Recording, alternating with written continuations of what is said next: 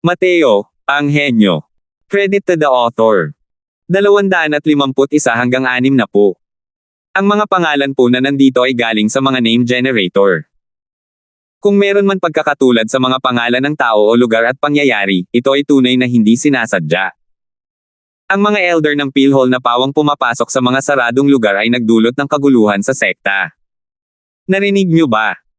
Mahigit 8 elder ang nag-anunsyo ng kanilang saradong pag-iisa matapos bumisita sa isang pangunahing disipulo ng Marshall Hall na tinatawag na tirahan ni Mateo. Paano natin hindi ito naririnig? Ang balita tungkol sa madalas na pagpasok at paglabas ng mga elder ng PhilHall sa Earth Barracks ay nagdulot na ng maraming debate sa sekta. Mahirap itong hindi marinig. Ngayon, sinasabi nilang lahat na ang disipulong nagngangalang Mateo ay isang mangkukulam. Nababalitang ang 8 elder na iyon ay humanap ng gulo kay Mateo. Ngunit hindi nila napigilan si Mateo. Sa halip, pinili nila agad ang mag-isa ng palihim. Anong mangkukulam? Ang mga elder na yan ay may pambihirang kapangyarihan. Lahat sila ay mga late-stage si Transformation Realm powerhouses. Paano sila naliligaw ng isang maliit na Spirit Condensation Realm martial artist? Maaari ka bang may alam sa mga bagay sa likod ng mga eksena? Malinaw na tsismoso rin ang disipulong ito. Nang marinig ang sinabi ng kabilang panig, hindi niya napigil ang magtanong ng may kuryosidad. Ang isa pang disipulo ay misteryosong ngumiti at sinabing, hehe, tungkol naman sa mga kwentong panloob, sa palagay ko maliban sa mga taong sangkot, walang ibang nakakaalam. Pero ako, isang henyo, ay nakatuklas ng isang bagay na hindi ka panipaniwala nang maingat akong maghinuha. Nagliwanag ang mga mata ng tsismosang disipulo. Ang pangyayaring ito ay naging pinakamainit na paksa sa sekta nitong mga nakaraang araw. Ngunit walang nakakaalam kung ano ang nangyari sa pagitan, kasama na ang mga elder ng PhilHall. Ngayon, may nagsabing alam niya ang kwento sa likod. Malinaw na sapat na ito para mapuko ang gana ng mga tao. Bilasan mo. Anong nakita mo? Ngumisi ang disipulong iyon ng mayabang at misteryosong sinabi, simula nang mangyari ang insidente, ang una kong pananaw ay pareho ng sa iyo, na si Mateo ay nag-spell. Pero pagkatapos pag-isipan, hindi tama iyon. Ang iilang elder na iyon ay may walang kapantay na kakayahan. Kahit na ang enchantment ni Mateo ay hindi ka panipaniwala, imposible ring tumawid sa dalawang pangunahing kaharian para mag-cast ng sumpa, hindi ba? Napaisip ang tsismosang lalaking iyon at tumango, totoo iyan. Hindi makatwiran ang paliwanag na iyan. Kaya naman, sinimulan kong pag-isipan kung ano ang pagkakatulad ng 8 elder na ito. Para mapilitan ang 8 elder na pumasok sa isang liblib na lugar ng sabay-sabay, tiyak na niresetahan ni Mateo ng tamang gamot para sa sakit. Kung gayon, ano nga ba ang sakit na ito? Sadyang nagsalita ng palihim ang disipulo habang nagyayabang. Tunay ngang napaka-kooperatiba ng tsismosang lalaki. Nagtatakang tanong niya, oo, ano nga ba ang sakit? Diyos ko, sabihin mo naman sa akin. Masaya ba ang pumukaw ng gana ng mga tao? Napansin ko na. Ang 8 elder na ito ay nag-issue ng level 8 mission sa Support Star Pavilion dati. Ano? Iyan ba yung common area na sinasabi mo? Hahaha, nagbibiro ka ba? Ibig mong sabihin, nasagot ni Mateo lahat ng level 8 missions. Ganoon niya pinapasok lahat ng 8 elder sa isang sikretong lugar. Sa tingin mo ba posible iyon? Pakiramdam ng tsismosang lalaki ay parang niloko at kinutya siya. Humph. Hindi mo pwedeng piliing hindi maniwala. Noong una, nagulat din ako sa naisip ko. Pero ito lang ang posibilidad na naisip ko. Kaya pumunta ako sa Support Star Pavilion para magtanong. Hey, teka. Sa pagkakataong ito, natigilan ang tsismosang lalaki. Hindi niya maiwasang magtanong, ano? Maaari kayang. Si Mateo talaga ang nakatanggap ng lahat ng mga misyong level 8 na ito. Hindi. Pero, noong araw bago hanapin ni Elder Johan Shaw si Mateo, pumunta si Mateo sa Support Star Pavilion at nanatili ng isang buong hapon. Hindi siya sumailalim sa anumang misyon. Patuloy lang siyang nagtitingin-tingin sa mga misyon sa Jade Wall ng misyon ng walang tigil. Base lang dito. Base lang dyan. Alam mo naman na tinanggap na ni Mateo ang level 9 mission ni Grand Elder dati. Kung talagang natapos niya ang level 9 mission, ano pa nga ba ang maituturing na halaga ng ilang level 8 missions? Pero, Posible ba ito? Kahit hindi rin ako naniniwala, wala na talaga akong mahanap na mas makatuwirang paliwanag.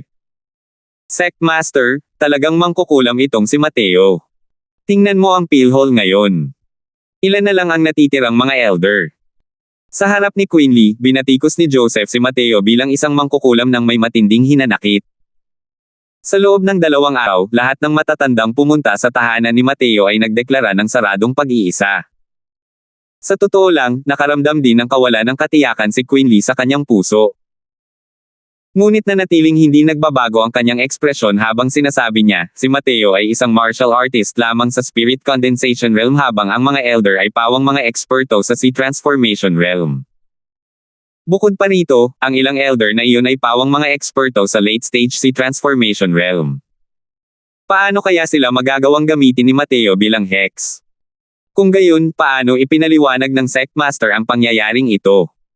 Kung magpapatuloy ito, malapit nang gumuho ang ating pillhole. Kung wala ang ilang elder na iyon na nagpipino ng quasi-tier 4 na medicinal pills, hindi makakapag-cultivate ang mga elder ng Martial Hall. Sect Master, iminumungkahi kong pigilan muna si Mateo para maipaliwanag niya ng malinaw ang mga bagay-bagay. Galit na sabi ni Joseph. Bagamat may banta ang mga salitang ito, ang sinabi ni Joseph ang totoo. Ang 8 elder na ito ay pawang mga pinakamagaling na nilalang sa pillhole. Kung wala sila, hindi nila mapapaganda ang mga medicinal pills. Kung mananatili silang nag-iisa, may mga problemang lilito sa sekta sa kalaunan. Kumunat ang noo ni Quinley at sinabing, mas mabuting maghintay pa tayo ng 2 araw. Si Mateo ay isang nominal na elder na inirekomenda ni Martial Uncle Sky Maple. Bago natin linawin ang sitwasyon, hindi tayo dapat gumawa ng anumang padalos-dalos. Sect Master. Hindi mo ba napansin na si Martial Uncle Sky Maple ay niloloko rin ni Mateo? Isa siyang maliit na Spirit Condensation Realm at mababang ranggong Alchemy Master. Anong karapatan niya na maging isang nominal na elder? Bukod pa rito, si Martial Uncle Sky Maple ay kasalukuyang nasa isang pribadong lugar din. Hindi ba ito kakaiba para sa Sect Master? Ito. Nang mabalitaan ito ni Joseph, tila medyo nag-aalangan ang determinasyon ni Quinley. Sect Master. Hindi ko alam kung anong paraan ang ginamit ni Mateo, pero huwag mong sabihin sa akin na pwede ka pa ring maghintay sa ganitong nakakalitong sitwasyon ngayon. Paano kung may lihim na motibo talaga si Mateo sa sekta at wala tayong ginagawa? Pagdating ng panahon, tayo na ang magiging makasalanan ng Tranquil Cloud Sect. Mahigpit na sabi ni Joseph. Kumislap ang mga mata ni Quinley. Tumanggaw siya at sinabing, sige. Personal na tatanungin ng Sect Master na ito si Mateo kung ano ang ginawa niya sa mga matatanda. Halika, mga kasama. Tawagin ninyo si Mateo para sa akin. Nag-iwan si Quinley ng kaunting kalayaan sa huli. Kung talagang inosente si Mateo, kapag lumabas na ng pag-iisa ang Grand Elder, hindi talaga ito madaling panagutan. Haha. Ganito talaga. Ganito talaga. Talagang pantasya. Para sa Lucidum Bloodgrass na magkaroon ng ganitong kahangahangang gamit, talagang kamangha-mangha. Sinasabi ko kung bakit hindi ko pa rin mapino ang Spirit Wind Pill. Lumalabas na ang pagdaragdag ng Lucidum Bloodgrass kasama ang mga pangunahing sangkap ay maaaring magpabilis sa sirkulasyon ng enerhiya ng asensya.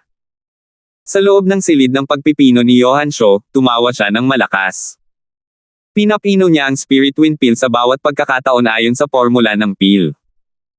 Ngunit sa bawat pagpino, ang quasi-tier 4 na medicinal pill, ang Spirit Wind Pill, ay magiging mababa ang kalidad o mas malala pa. Hindi maintindihan ni Johan Shaw ang problema sa buong oras. Lumalabas na hindi kumpleto ang mismong formula ng gamot. Sinubukan din niyang pagbutihin ang formula ng tableta, ngunit lahat ng ito ay nauwi sa kabiguan. Dahil wala nang ibang pagpipilian, isinabot niya ito bilang isang misyon sa Support Star Pavilion sa pag-asang makakatulong ang ibang mga elder o mga henyong disipulo na baguhin ang formula ng tableta. Ngunit hindi ito naging matagumpay. Matapos kunin ni Johan Shaw ang Jade Sleep ni Mateo, binanggit nito ang paraan para mapabuti ang Spirit Wind Pill. Agad siyang nahumaling. Mga baliw ang mga alchemist. Kaya nilang magsaliksik ng isang uri ng formula ng tableta ng walang pagod at walang pahinga. Matagal nang nababagabag si Johan Shaw sa formulang ito ng Pildores.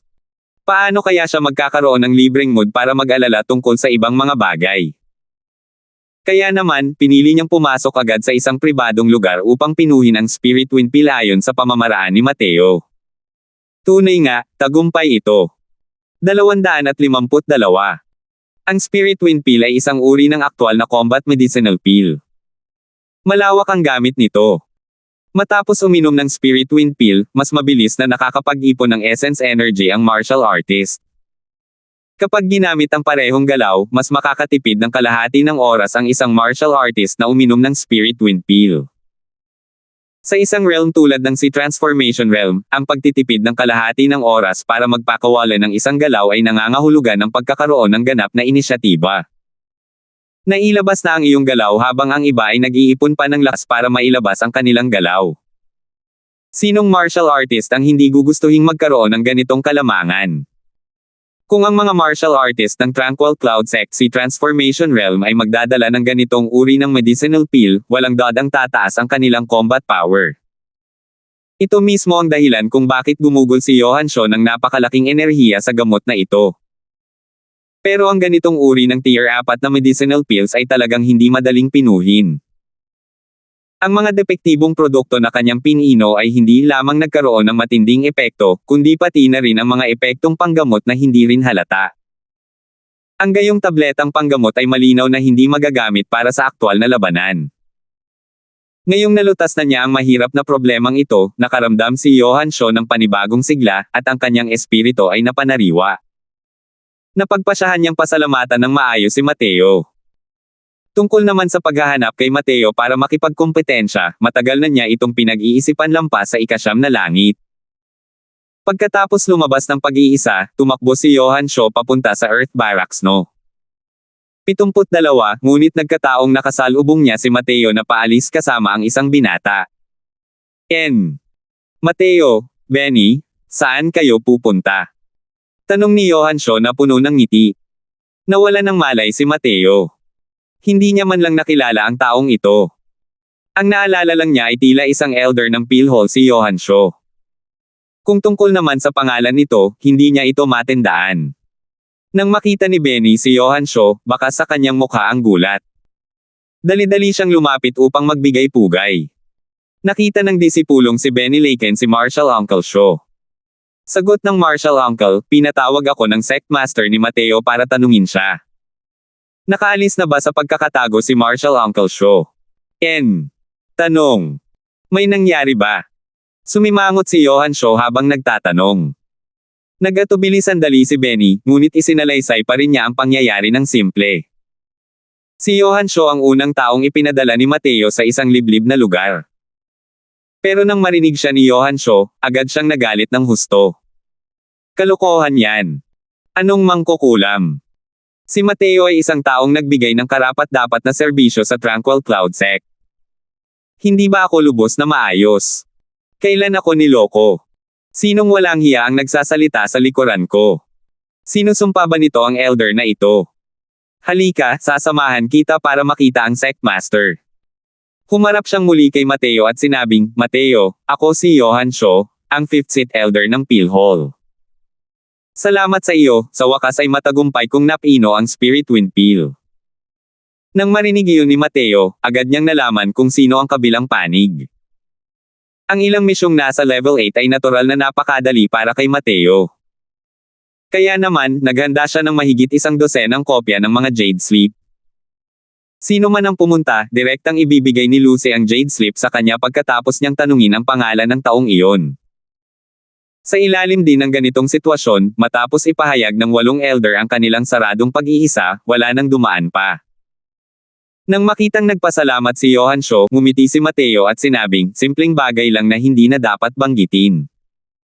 Nako, para sa iyo, simple lang yan. Pero para sa akin at sa sekta, malaking bagay yan. Noong una, noong ginawa kang nominal elder ng Grand Elder, ako, si Old Shaw, ay hindi kumbinsido. Pero ngayon, kumbinsido na ako. Halika, tutulungan kitang magpaliwanag sa Sect Master. Pagkatapos, hinailan ni Johansson si Mateo at naglakad palayo. Labis na nagulat si Benny sa tabi niya. Nominal na nakatatanda. Anong klaseng sitwasyon ito? Ang isang pangunahing disipulo ng Spirit Condensation Realm ay isa palang Pilhol Nominal Elder. Nang hanapin niya si Mateo ngayon lang, medyo arrogant at mayabang ang ugali nito. Mabuti na lang at medyo nakikipagtulungan si Mateo. Kung hindi, baka kumilos na siya. Habang iniisip kung paano niya muntik nang mabangga ang isang elder ng Pilhol, hindi napigilan ni Benny na pagpawisan ng malamig. Ang pagkakasala sa nakatataas sa kanya, ang ganitong krimen ay hindi niya kayang tiisin. Mas mataas pa ang katayuan ni Benny sa sekta kaysa kina Julian at White Lie dahil siya ang personal na disipulo ni Sect Master Quinley. Kahit na mayroon pa ring ganitong uri ng pagkakakilanlan, kung determinado si Mateo na ituloy ito, mapapahamak din siya. Bukod pa rito, sinabi pa nga ni Johan Shaw ngayon lang na ang nominal elder ni Mateo ay personal na iginawad ng Grand Elder. Ang Grand Elder ay ang martial uncle ni Quinley. Pagkatapos ng dalawang hakbang, biglang may naisip si Johan Shaw at lumingon para sabihin kay Benny, kung narinig mo yan ngayon lang, ayos lang. Pero bawal mo itong ikalat, naiintindihan mo ba? Tumanggaw si Benny nang walang emosyon, medyo natigilan. Hindi sigurado kung narinig niya talaga o nagkunwari.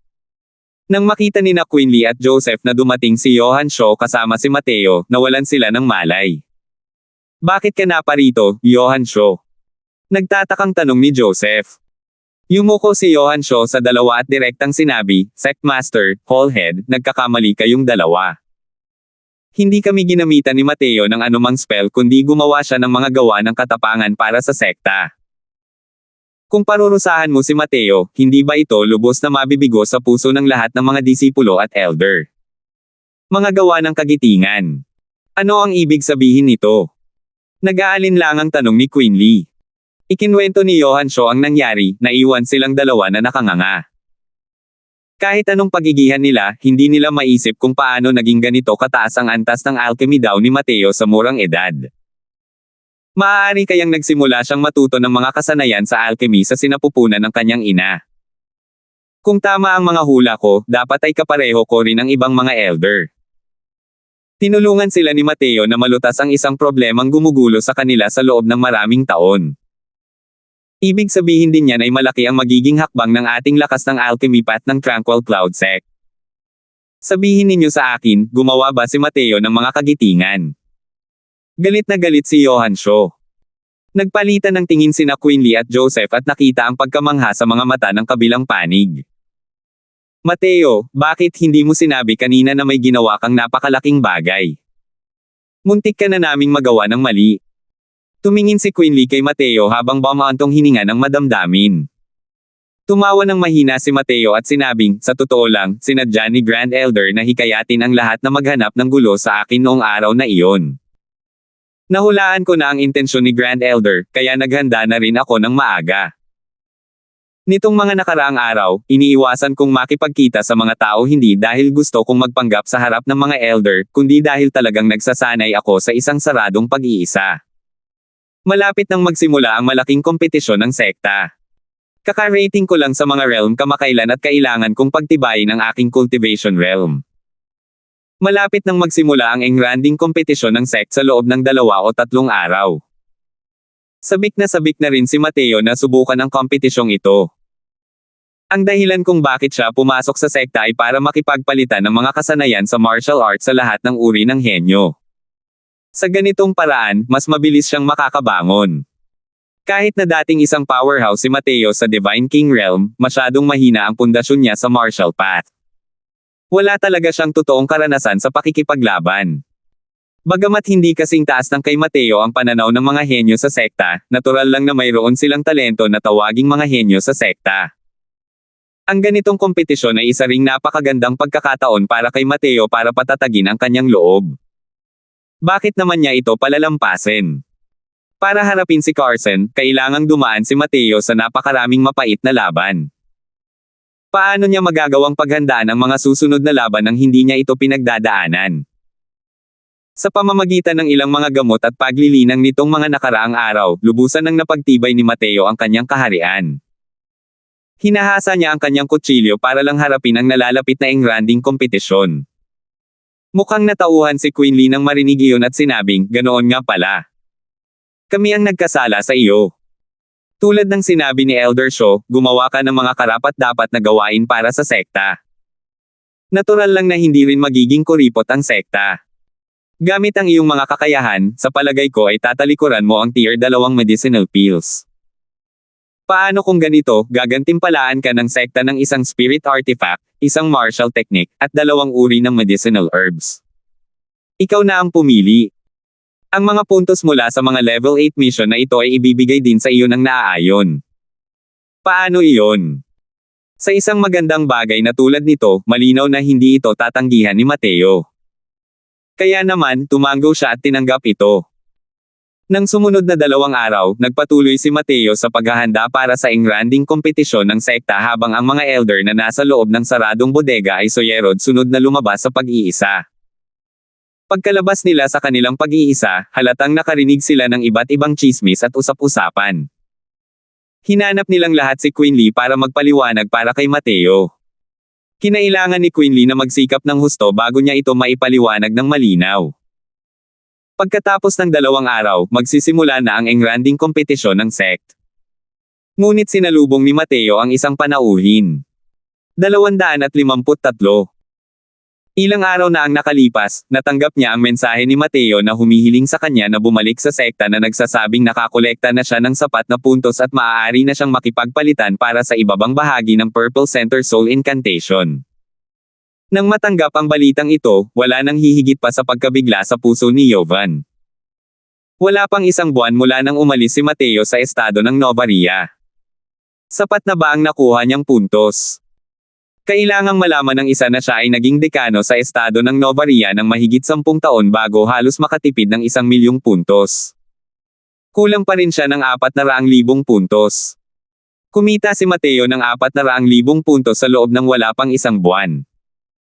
Sinabi niya kay Mateo na mayroon siyang 1,000,000 puntos, kaya inakala niyang 400,000 lang ang mayroon si Mateo. Pero nang makilala ni Jovan si Mateo, at direktang naglipat siya ng 1.4 milyong puntos sa kanyang identity token, matagal siyang nakatitig kay Mateo ng walang ekspresyon at hindi makapagsalita. Ito. Wala pang ang 1 buwan simula nang pumasok ka sa sekta. Saan nanggaling ang napakaraming puntos na iyon? Nagtatakang tanong ni Jovan. Haha, nangikil ng maliit na halaga at nakagawa rin ng ilang misyon, paliwanag ni Mateo habang natatawa. Nang makitang basta-basta itong binaliwala ni Mateo, nadurog ang puso ni Jovan. Sino ang kanyang pinaghirapan para makakuha ng ganito karaming puntos? Kahit ang mga piling disipulo at sila, ang mga panlabas na kawani na ito, ay hindi maaaring magkaroon ng ganito karaming puntos, hindi ba? Hindi lubos maisip ni Jovan ang nangyari. Pagkaraan ng mahabang panahon, umiling siya at sinabing, hindi pwede. Nakaipon na ako ng halos 1,000,000 puntos nitong mga nakaraang taon. Hindi ko naman kailangan ng ganoon karami. 400,000 lang ay sapat na. Ibabalik ko sa iyo ang natitira. Kakapasok mo lang sa sect at hindi mo alam ang kahalagahan ng mga puntos. Itabi mo ang mga puntos na ito para magamit mo mismo. Matapos palitan ni Dinjang ang Purple Center Soul Incantation, kailangan mo pa ring mag-isip ng mga paraan para mapataas ang iyong kaharian. Marami pa ring mga lugar na kailangan mong gamitin ang mga puntos. Itago mo ang iyong mga puntos para sa iyong sarili. Huwag kang mag-alala, Dinjang, marami akong puntos. Kahit ang pag-cultivate sa si Transformation Realm sa loob ng sect ay sapat na, sabi ni Mateo. Huminga ng malalim si Jovan. Sapat na ba para mag-cultivate papunta sa si Transformation Realm? Ilang puntos ba iyon? Ang 12 ng mga Jade Slip na inihanda ni Mateo ay nagamit lahat sa huli. Ang pinakamasama sa mga Jade Slip na ito ay ang mga misyon sa level 7. Ang mga puntos mula sa mahigit 12 misyon ay halos umabot sa 900 na misyon ni Sky Maple. Malapit na ito sa 300,000 puntos. Bukod sa 1,000,000 puntos mula sa pagbebenta ng formula ng tableta at 500,000 puntos ni Sky Maple, si Mateo ay mayroon ding humigit kumulang 3,000,000 puntos. Kahit na maglipat siya ng 1.4 milyon kay Jovan, mayroon pa rin siyang 1.6 milyong puntos na natitira. Kahit na gumugol siya araw-araw sa isang A-grade cultivation room, maaari siyang manatili ng 20 taon. Kung talagang ginawa niya iyon, limitado lang ba si Mateo sa si Transformation Realm? Siyempre, natural lang na hindi gagamit si Mateo ng ganoon kalaking paraan ng pagsasanay. Ang si Transformation Realm ay hindi kasing layo ng iniisip ng iba sa pananaw ni Mateo. Hindi gagastusin ni Mateo ang mga puntong ito ng ganoon. Mas lalo niya pa itong gagastusin ng labis. Sa mga sumunod na araw, nakagastos na si Mateo ng libu-libong puntos. Karamihan sa mga ito ay ginamit para ipagpalit sa ilang mas bihirang tier 2 at tier 3 na mga halamang gamot. Para kay Mateo, ang mga puntos ay mga numero lamang. Ang tunay na bagay ay ang pinakapangunahin.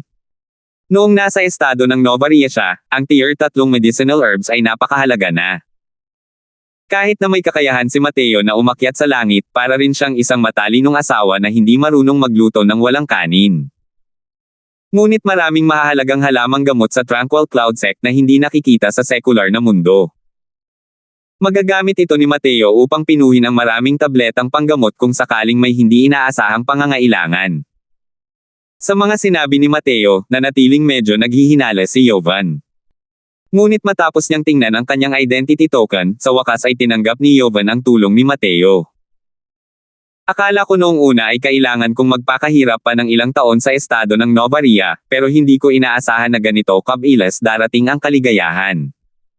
Salamat, Mateo. Taos-pusong sabi ni Jovan. Sa Tranquil Cloud Sect, para sa mga alchemist, ang Alchemy Grandmaster hanggang Quasi-Alchemy King ay isang napakalaking antas.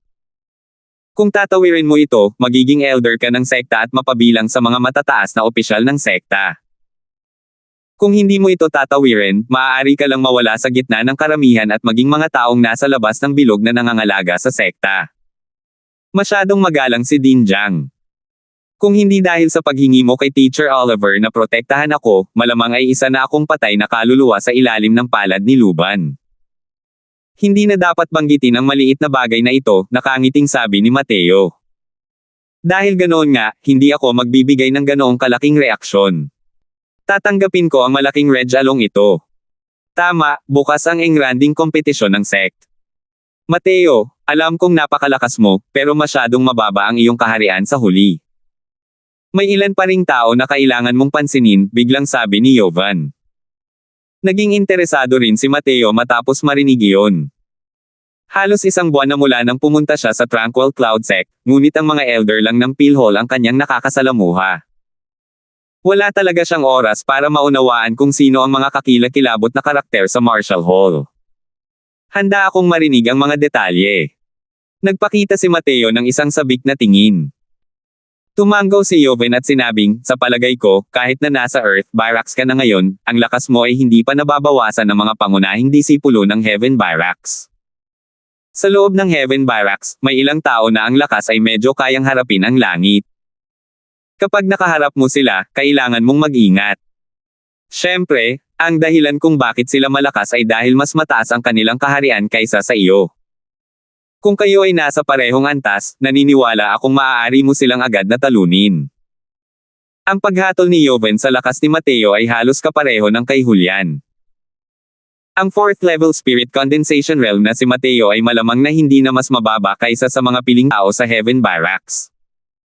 Ngunit kung ikukumpara sa pinakamataas na antas sa Heaven Barracks, si Joven ay walang gaanong kumpiyansa. Ang kasalukuyang lakas ni Mateo ay malamang na hindi na mas mababa kaysa sa isang ordinaryong martial artist ng Crystal Formation Realm. Gayunpaman, kahit si Seng Cheng ay kayang umabot sa antas na mas mataas para patayin ang isang ordinaryong martial artist ng Crystal Formation Realm. Hindi kayang ipagmalaki ang lakas ng mga disipulo ng Heaven Barracks. Huwag mong isipin na napakalakas ni Seng Cheng sa Earth Barracks. Sa Heaven Barracks, isa siyang basura. Malinaw na malinaw kay Mateo ang sarili niyang lakas. Gayunpaman, kung tungkol sa kung hanggang saan ang kaya niyang gawin, hindi niya alam kung ano ang magiging kalagayan ng mga bagay-bagay. Haha, natutuwa ako kay Din Jiang. Sino ba talaga sila? May 3 tao kang dapat pagtuunan ng pansin. Ang una ay si Luo Cheng Taylor. Ang taong ito ay nasa tuktok pa lamang ng 9th level Spirit Condensation Realm, ngunit ang kanyang lakas ay matatag na nasa nangungunang 3 sa Heaven Barracks. Maraming mga disipulo ng Half-Step Crystal Formation Realm Heaven Barracks ang hindi niya katapat. Makikita kung gaano kalakas ang kanyang lakas. Ang taong ito, gaya ng ipinahihiwatig ng kanyang pangalan, ay Cheng Taylor o Riding Wind. Siya ang pinaka-espesyalisado sa mabilis na pag-atake. Ang kanyang mga kalaban ay may posibilidad na mahirapan sa pagsunod sa kanyang bilis. Kung makakatapat mo siya, mag-ingat na huwag siyang banggain, sabi ni Jovan. Tumanggaw si Mateo ngunit hindi nagsalita. Wala talaga siyang takot na ikumpara ang bilis. Nagpatuloy si Jovan, ang pangalawang tao ay isang babae, ang pangalan niya ay Marsan. Taglay niya ang napakabihirang innate water spirit body.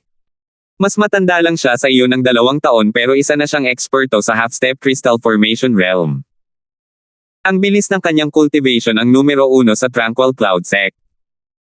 Kung walang anumang aksidente, malamang ay makakarating siya sa crystal formation realm sa susunod na taon. Nang matapos magsalita si Jovan, bigla niyang naramdaman na may mali at hindi niya mapigil ang tumingin kay Mateo. Kung pag-uusapan ang kakilakilabot ng bilis ng paglilinang, malamang, walang makakapantay sa taong ito sa harap niya, tama ba? Wala pang ang 1 buwan, at ang batang ito ay muling nakalusot sa 2 magkasunod na kaharian. Alam ni Jovan na 3 hanggang 4 na buwan lang ang ginamit ni Mateo para lumipat mula sa first level Essence Tree Realm patungo sa 4th level Spirit Condensation Realm. Kahit gaano pa kahalimaw ang Marsan na iyon, malamang nakakailanganin niya ng 5 taon, di ba? 254.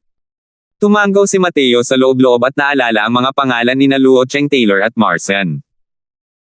Para maging seryoso si Jovan sa bagay na ito, ang 2 taong ito ay tiyak na nasa pinakamataas na antas ng pag-iral sa Heaven Barracks. Ang kanilang lakas sa pakikipaglaban ay malamang na hindi nasakop ng mga eksperto sa Crystal Formation Realm. Ang engranding kompetisyon ng sect ay hindi isang deathmatch. Natural lang na hindi magamit ni Mateo ang lahat ng kanyang mga baraha. Kahit makapangyarihan ang kanyang mga trump card, nang mailabas ang mga ito, kahit siya ay nahirapan na kontrolin ang mga ito. Ang isang galaw na tulad ng 1,000 flowing petals, kapag pinakawalan, ay ikamamatay. Talagang napakaki para sa isang spirit condensation realm na magamit ang enerhiya ng heaven at earth essence. Ngunit nang mabuo na ang galaw, hindi na niya makontrol ang kapangyarihan. Kung tungkol naman sa Tier 4 na Essence Fire, kapag pinakawalan niya ito, agad nitong susunugin ang kabilang panig tungo sa kawalan. Habang pinino ni Mateo ang Cleansing Sandal Flame Lotus, malinaw pa rin na napakalakas para sa kanya na gusto niyang kontrolin ang lakas ng isang Tier 4 na Essence Fire sa kasalukuyan. Sa ganitong paraan, ang paraan na maaaring gamitin ni Mateo para magbanta sa isang late-stage Spirit Condensation Realm ay lubos na nabawasan. Mabuti na lang at ang kasalukuyang Spirit Void Shattering Space, first level, ni Mateo ay sinanay na para sa Great Circle Realm. Ang kanyang bilis ay hindi pa nahuhuli sa isang late-stage Spirit Condensation Realm martial artist. Kasama ang second skill ng Spirit Bristle 9 yang Divine Arts Mortal Chapter, ang Essence Energy Ignition, mayroon din siyang kapital para lumaban. Kung tungkol sa panalo o talo, kahit siya mismo ay hindi nangangahas na garantyahan ang anuman. Pagdating ng panahon, depende na iyon sa kanyang live performance. Sino ang huling tao? Tanong ni Mateo. Sumeryoso ang mukha ni Jovan at sinabing, mag-ingat ka sa huling taong ito. Ang pangalan niya ay Tov Ian, ang apo ni Grand Elder Sky Maple.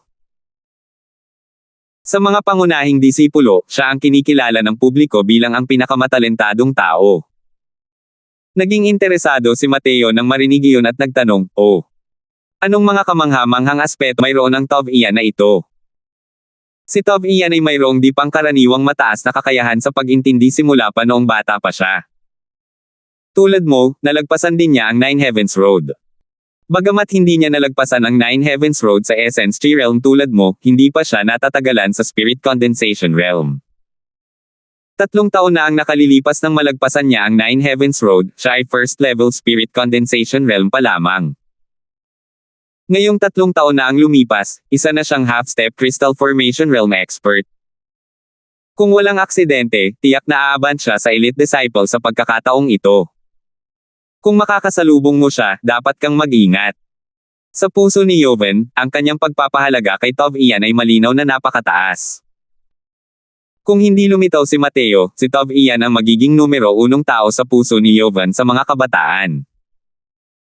Kung isasantabi si Mateo, ang bilis ng cultivation na 3 minor realm kada taon ay talagang nakakamangha.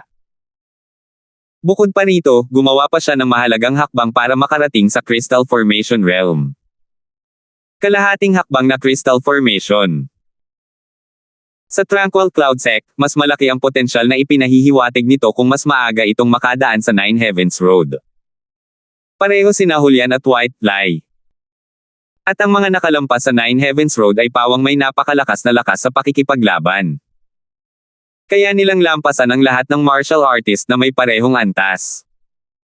Para magawa ni Tov Ian na tapusin ang Nine Heavens Road sa first level Spirit Condensation Realm, makikita kung gaano siya kahalimaw. Maraming salamat sa mga payo ni Dinjang, sabi ni Mateo. Nang makaalis si Joven, hindi pinili ni Mateo na pumasok sa isang saradong lugar. Sa halip, naglakad-lakad siya sa paligid ng sekta. Malapit na ang isang malaking labanan. Ang pagyakap sa mga paa ni Buddha upang humingi ng tulong sa huling minuto ay malinaw na walang silbi. Mas mabuting mag-relax na lang at ayusin ang kanyang pag-iisip. Sa ikalawang araw, sa wakas ay nabuksan na ang mga kurtina para sa engranding kompetisyon ng sect. Victory Peak, ang arena ng labanan para sa engranding kompetisyon ng sekta. Maraming plataporma ang itinayo rito. Sa kasalukuyang sandali, libu-libong disipulo ang nagtipon sa tuktok. Ang mga disipulong ito ang pawang pag-asa ng sekta sa hinaharap. Ang libu-libong disipulong ito ay maingat na pinili mula sa 10 bansa ng Tranquil Cloud, pawang mga nakamamanghang nilalang nang ilagay sa sekular na mundo. Ngunit ang karamihan sa kanila ay maaari lamang maging isang disipulo ng isang outer sect at maglaho sa masa ng sekta. Ang bilang ng mga pangunahing disipulo ay 200 katao habang ang bilang ng mga piling disipulo ay kakaunti lamang 20 katao. Pinaghiwalay ang mga lugar ng kompetisyon ng mga piling disipulo, mga pangunahing disipulo, at mga panlabas na sekta. At ang lugar na pinagtutuunan ng pansin ng lahat ay walang dadang ang lugar ng mga piling disipulo. Ang 20 taong ito ang kumakatawan sa pinakamataas na antas sa nakababatang henerasyon. Sila man ay mga pangunahing disipulo o mga disipulo ng panlabas na sekta, malinaw na hindi nila palalampasan ang panunood ng kanilang mga laban, umaasang may mauunawaan sila mula sa loob. Gayunpaman, ang malaking kompetisyon ay isinagawa ng sabay. Sa pamamagitan lamang ng pagtatapos ng laban ng maaga magkakaroon ng oras ang isang tao para manood ng laban ng iba. Napakalinaw na dahil sa napakaraming disipulo ng outer sect, ang pagsasaayos ng kanilang schedule ang pinakamahigpit. Mateo, anong numero ang nabunot mo? Alam mo ba kung sino ang makakalaban mo sa unang laban mo? Tanong ni Rosie. Nagkaroon din ng kompetisyon ang Peel Hall. Pero mas matagal ito kaysa sa Marshall Hall. Kaya naman, pumunta ang tiyahin at pamangkin ng Nan Taylor para pasiglahin si Mateo. Nakatabla ako sa no. 52. Pero hindi pa sigurado ang kalaban ko sa unang laban, sabi ni Mateo. Wala siyang pakialam kung sino ang kalaban niya. Mas gugustuhin pa niya si Tov Ian. Talagang minamaliit ni Mateo ang mga ordinaryong martial artist ng 7th o 8th level Spirit Condensation Realm. Ang ibig sabihin niyan ay ang kalaban mo ay ang no.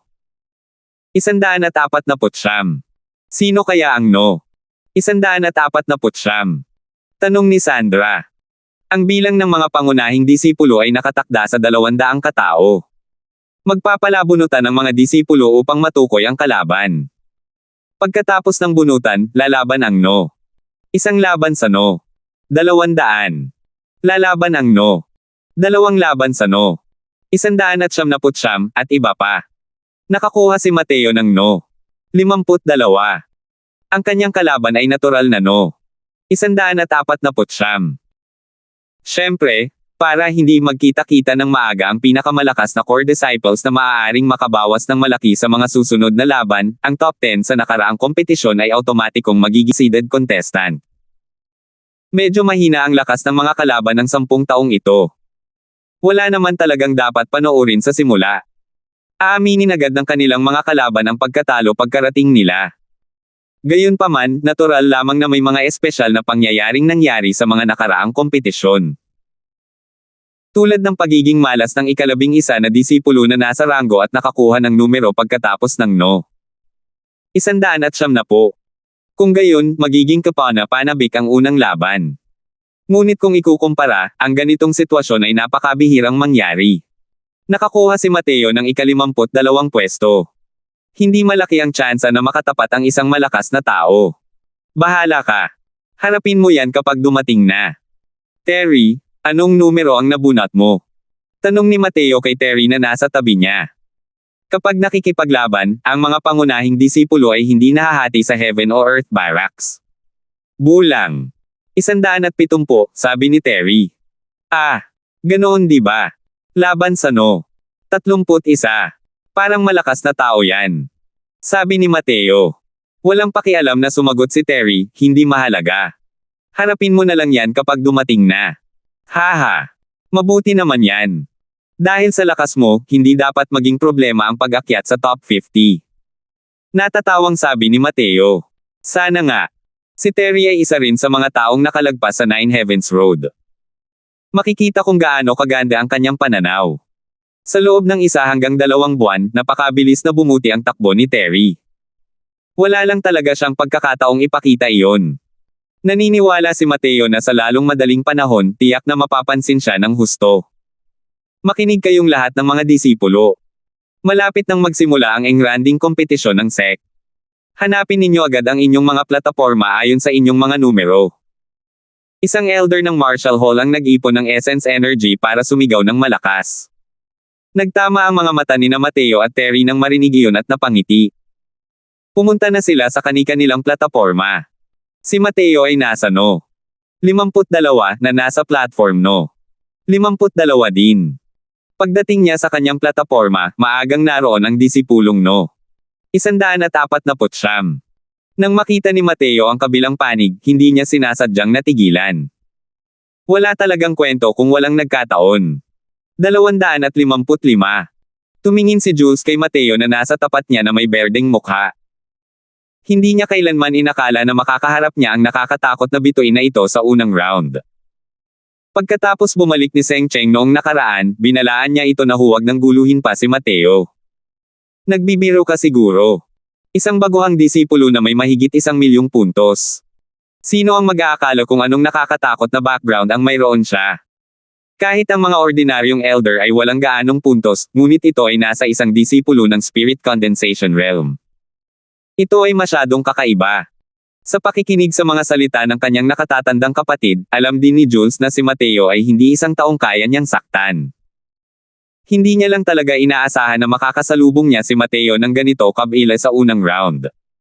Nagsisimula na ang malaking kompetisyon ng sekta. Muling umalangaw-ngaw ang boses ng elder ng Marshall Hall. Opisyal nang nagsimula ang malaking kompetisyon. Sunod-sunod na umalangaw-ngaw ang malalakas na labanan, na agad na bomb-alot sa buong arena. Gayunpaman, tahimik ang ilang plataporma, tulad ng plataporma bulang. 52. Lumipat si Mateo. Pati si Jules. Hindi tanga si Jules. Kaya siyang talunin ni Mateo sa second level Spirit Condensation Realm, lalo na ngayong fourth level Spirit Condensation Realm na siya. Aaminin ko na. Walang gaanong pag-aalinlangan, determinado si Jules na aminin ang kanyang pagkatalo. Platform no. 52, panalo ang no. 52, muling narinig ang boses ng matanda. Bawat plataporma ay may naka-install na array. Mauunawaan agad ng matanda ang aktibidad sa mga plataporma sa pamamagitan ng array center. Medyo nag-aalangan ang boses ng matanda. Malinaw na hindi niya inakala na ang unang mananalo ay ang hindi kilalang no. 52. Karaniwan, ang unang plataporma na mananalo ay maaaring ang no. Isa o no. 2, dahil napakalaki ng pagkakaiba sa pagitan ng magkabilang panig. Gayunpaman, ang malaking kompetisyon sa sect ay mahirap ding mangyari nang hindi sinasadya para lang mapagan ang loob ng isang tao. Ang makahingi ng gabay mula sa numero 1 o 2 ranggong core disciple ay isang bagay na hinahangad ng ibang mga disciple. Kapansin-pansing kakaunti ang mga taong papayag.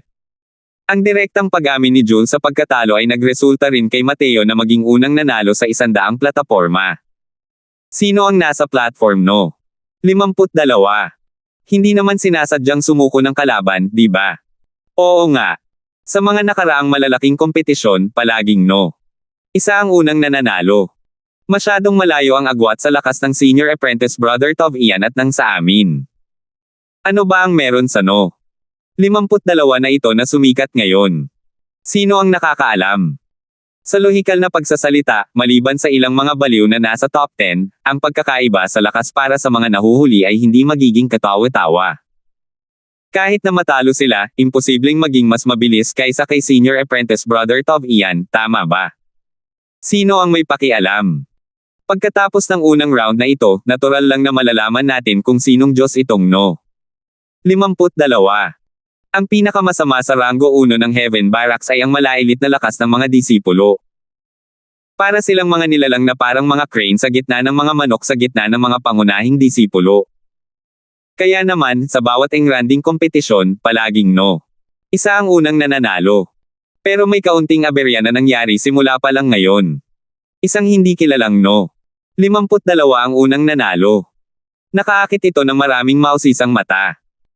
Bagamat walang ibig sabihin ang unang pagkapanalo, ang ganitong uri ng aberya na bumaligtad sa nakaraan ay maaari pa ring magdagdag ng mga paksang pag-uusapan para sa malaking kompetisyon.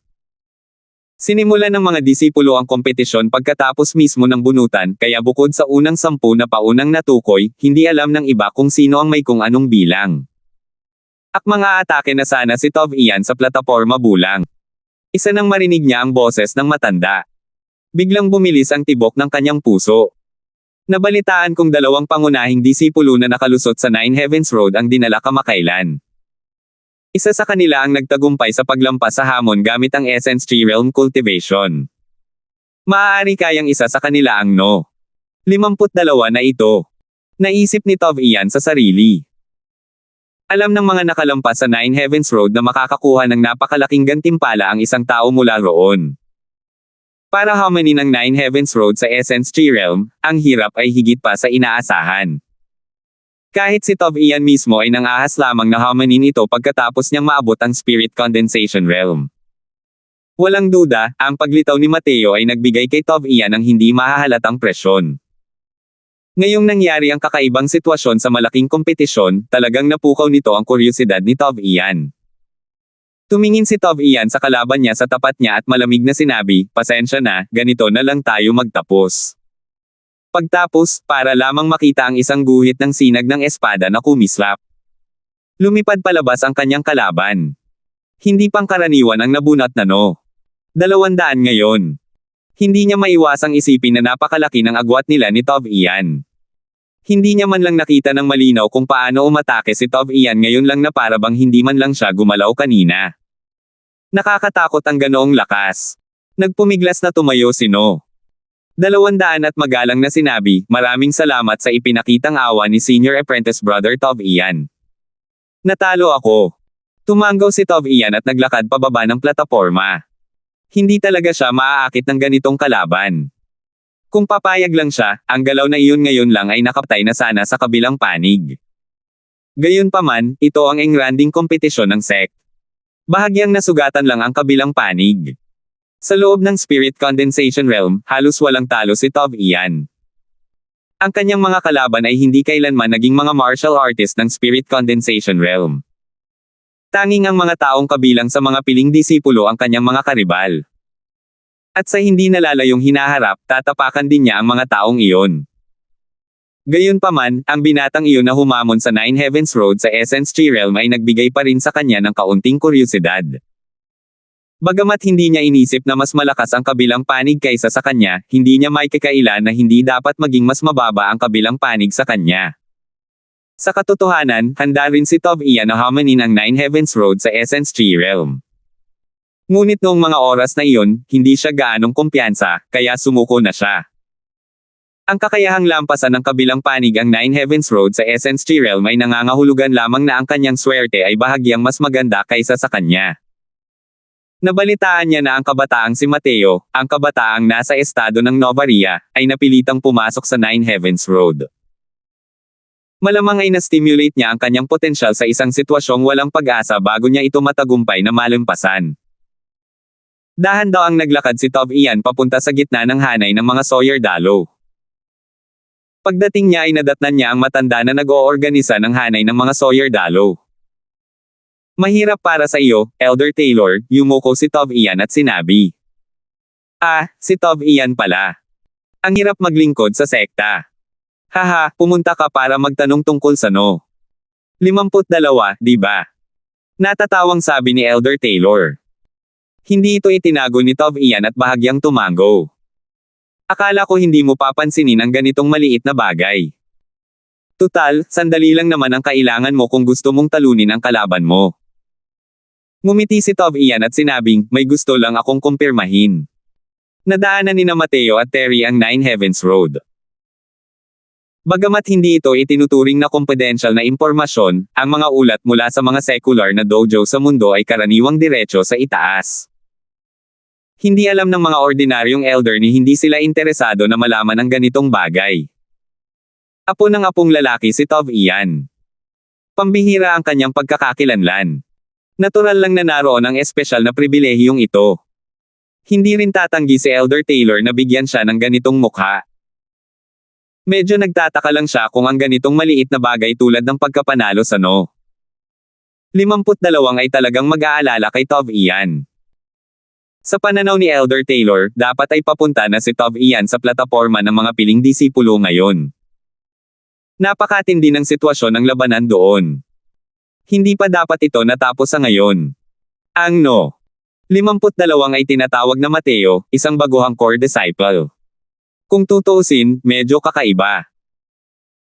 Ang batang ito ay nasa 4th level spirit condensation realm pa lamang habang ang kanyang kalaban ay nasa peak 6th level spirit condensation realm na, pero agad din siyang sumuko. Nagsalita si Elder Taylor tungkol sa sitwasyong naintindihan niya mula sa hanay ng mga Sawyer Dalo ngunit hindi niya pansin na lalong naging pangit ang ekspresyon ni Tov Ian. Ito nga pala si Mateo. Hindi ko inakalang mabilis siyang nakarating sa middle stage spirit condensation realm. Mukhang mas marami pa pala ang benepisyong nakuha niya sa Nine Heavens Road kaysa sa akin. Gaya ng inaasahan, dapat hinamon ko ito sa Essence Tree Realm. Bamantong hininga ng tahimik si Tov Ian sa sarili. 256.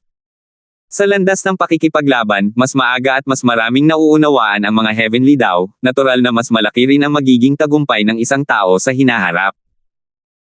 Ang lahat ng napakaraming pamamaraan ng paglilinang sa ilalim ng kalangitan ay pawang tumutugma sa isang partikular na larangan ng pag-unawa tungo sa langit ng Dao. Ang Asher Deeper Purple yang sword art ay isang napakalalim na sword art. Kung naunawaan niya lang ito sa Essence Tree Realm, maaaring mas mataas pa ang mga nagawa ni Tov Ian sa hinaharap. Dahil nga naramdaman ni Tov Ian ang pag-uusig sa Nine Heavens Road kaya naman lalong bumilis ang kanyang cultivation kalaunan. Dahil ang heavenly daw na kanyang naunawaan ay higit na nakahihigit sa kanyang kasalukuyang nasasakupan. Dahil dito, ang kanyang bilis ng paglilinang ay higit na nakahihigit sa mga ordinaryong tao. Siyempre, ang ganitong uri ng bilis ng cultivation ay hindi walang hanggan. Habang bumababa ang bilis ng pag-unawa niya sa Heavenly Dao sa paglipas ng panahon, at ang kanyang realm at pag-unawa sa Heavenly Dao ay unti-unting umaabot sa isang balanse. Natural na bababa rin ang kanyang bilis ng cultivation. Ito ay isang tiyak na resulta kahit gaano pa kahalimaw si Tov Ian. Habang tumataas ang kaharian, mas mahirap intindihin ang Heavenly Dao. Kahit ang mga tugatog na henyo sa Divine Realm ay nakaramdam ng mga panahong hindi kayang gawin ng tao, lalo na ang mga lower realms. Natural na hindi rin makakatakas si Mateo sa kapalarang ito. Ngunit ang Heavenly Dao na kanyang nauunawaan ay wala sa parehong antas ng mga martial artist ng Endless World. Kaya naman, hindi na niya kailangang mag-alala tungkol sa problemang ito ngayon. Bukod pa rito, ang dahilan kung bakit hindi nagmamadali si Mateo na itaas ang kanyang kaharian ay dahil naiintindihan at nauunawaan niya muli ang Heavenly Dao. Halos natambak ang kaharian ni Mateo gamit ang mga gamot. Noong panahong iyon, hindi niya ginamit ang anumang pagsisikap upang maunawaan ang Heavenly Dao. Alam niya ang kung paano ngunit hindi ang bakit. Ngayong determinado na si Mateo na tahakin ang landas ng pakikipaglaban, malinaw na hindi na niya uulitin ang ganitong pagkakamali. Kung hindi, gamit ang Heavenly Daw Realm ni Mateo, maaari siyang bumalik sa tugatog sa loob lamang ng ilang taon gamit ang mga medicinal pills para makumplito ang kanyang paglalakbay. Pero sa ganoong paraan, magiging basura ulit siya sa power level 5. Napakabilis na ng pag-unlad ni Mateo kaya hindi ka panipaniwala sa paningin ng ibang tao, pero alam niya mismo kung gaano ito kabagal. Binabawi ni Mateo ang takdang aralin na hindi niya ginawa sa kanyang nakaraang buhay sa bilis na parang pagong. Hindi inakala ni Mateo na ang agarang pagtanggap ni Jules ay magdudulot ng kaunting kaguluhan. Nakarating siya sa platform no. 31 pagkatapos niyang manalo. Dahil wala siyang ginagawa at walang magawa, siya at ang tiyahin at pamangkin ni Nan Taylor ay pumunta upang manood ng laban ni Terry. Sa ngayon, si Terry ay kasalukuyang nasa gitna ng isang matinding labanan kasama ang kabilang partido sa plataporma. Ang kalaban ni Mateo ay ang No. 31 Fredrin, isang martial artist sa 7th level Spirit Condensation Realm. Sa mga pangunahing disipulo ng sect, ang isang martial artist na may ganitong lakas ay dapat nadurugan ng isang baguhan tulad ni Terry. Ngunit ang totoo ay kahit na siya ang may hawak ng inisyatiba, hindi pa rin niya kayang talunin si Terry. Hindi si Terry ang tipo ng mga henyong martial artist. Sa halip, isa siyang matyaga at matalinong martial artist. Bagamat unti-unting lumilitaw ang mga senyales ng pagkatalo sa plataporma, pinigilan pa rin niya ang huling hininga at ayaw huminga ng malalim. Medyo balisa rin si Fredrin matapos hindi siya mapabagsak kahit na matagal na siyang umatake. Ang pananaw ni Mateo sa mundo ay kahanga-hanga. Naunawaan niya ang sitwasyon sa arena sa isang sulyap lamang. Hay nako, mukhang hindi na maganda para kay Senior Apprentice Brother Long. Ito ang una niyang laban pagkatapos niyang pumasok sa sekta. Kung matatalo siya, malaking dagok iyon para sa kanya, di ba? Malinaw na nakita rin ni Sandra ang masamang sitwasyon ni Terry at medyo nag-aalalang sinabi. Ngumiti si Mateo at sinabing, relax ka lang. Dapat mas malakas pa rito ang lakas ni Terry. Siguradong may itinatago siyang mga baraha. Paano mo nalaman? Hindi sasabihin sa iyo ni Senior Apprentice Brother Long kung anong mga baraha ang mayroon siya, di ba? Hindi ba kayo lumaban? Hulaan ko, tapat na sabi ni Mateo. Hula mo na naman. Mahuhulaan mo pa nga na may mga trump card ang iba. Ang No. 31 na yan ay nasa 7th level Spirit Condensation Realm. Kung ano man ang trump card ni Senior Apprentice Brother Long, malamang naubos na lahat. Hindi kaya niya nagamit ang mga trumps card niya kahit na lumaban pa siya hanggang ngayon. Medyo hindi makapaniwalang sabi ni Sandra. Napakatagal na panahon na ang lumipas simula nang magsimula ang laban. Matagal na rin silang hindi nag-aagawan ng atensyon. Kapag nakaharap ang isang kalaban na mas malakas kaysa sa kanya, imposibleng hindi gumamit si Terry ng kahit anong trump card, tama ba? Ang ginamit ay tiyak na ginamit. Pero tiyak na hindi ipapakita ni Terry ang kanyang lakas sa kanyang kalaban ng sabay-sabay. Magpatuloy ka sa panunood at makikita mo. Hindi na tumingin si Mateo kay Sandra kundi sa laban sa arena. Noong panahong iyon, nang binalaan ni Gian si Mateo sa estado ng Novaria, may isang bagay na tama, at iyon ay ang lakas ng mga disipulo ng pangunahing sekta na talagang kahanga-hanga. Ang lakas ni Terry sa pakikipaglaban ay napakalakas na noon pa man. Ang pagtalon sa hanay patungo sa labanan ay parang pagkain. Ngayong nalagpasan na niya ang Nine Heavens Road at mahigit isang buwan siyang nag-iisa para makaintindi, ang kanyang lakas ay lalong lumakas ng walang nakakaalam. Kung ito ang pamantayan ng Central Academy ng Estado ng Novaria, ang paghamon ni Terry sa isang 7th level Spirit Condensation Realm bilang 5th level Spirit Condensation Realm ay isang bagay na madaling magagawa. Ngunit ngayon, sa harap ni Fredrin, halos naubos na ni Terry ang lahat ng kanyang mga galaw, ngunit wala siyang nakuhang anumang kalamangan. Kung wala nang ibang gagawin si Terry, malabo man o madali ay matatalo siya. Mula rito, makikita kung gaano kalakas ang mga pangunahing disipulo ng sect. Siyempre, ito ay nararamdaman ni Mateo para kay Terry. Nang kaharap niya ang kanyang kalaban, hindi niya talaga naramdaman na malakas ang kabilang panig. Tutal, wala naman sa mundong ito si Mateo kasama ang mga tinatawag na henyo. Sa plataporma, napilitan ng ma-corner si Terry ni Fredrin. Mukhang napakahirap ng sitwasyon, at may panganib na mawala ng oras. Haha, ang gulo naman ng bagong dating. Para mapilitan pa ako ng ganito. Pwede ka namang maging proud. Pagkatapos nito, pumunta ka sa grupo ng mga taunan. Burning Flame Palm. Dahil nalalapit na ang pagkatalo ni Terry, nagpasya si Fredrin na talunin agad ang kabilang panig. Ang Burning Flame Palm na ito ay isang Fire Attribute Superior Grade Tier 2 martial technique. Ang lakas nito ay hindi ka panipaniwala. Sa ilalim ng isang galaw ng palad, isang bahagi ng pulang kulay ang bumaha sa sulok ni Terry. Makikita kung gaano kataas ang temperatura. Sa pananaw ni Fredrin, ang tanging kalalabasan ng pagkatalo ang nasa ilalim ng palad ni Terry. Pero sa sandaling iyon, kitang-kita sa mga mata ni Fredrin ang matinding pagkamangha. Pumikit si Terry at sumuntok ng ganoon lang. Isang napaka-ordinaryong Sawyer Tech na tila walang kahit kaunting lakas. Ngunit ang Sawyer Tech na ito ang madaling nakadurog sa mataas na temperaturang nilikha ng kanyang Burning Flame Palm. Ang simpleng Sawyer Tech na ito ang sumire sa kanyang depensa nang may hindi mapigil ang momentum, tumama sa kanyang dibdib. Putok. Lumipad pa atras si Fredrin at nawala ng malay. Pagkatapos ng ilang paghinga, muling narinig ang boses ni Elder Taylor, platform no. 31, no. 170 ang panalo.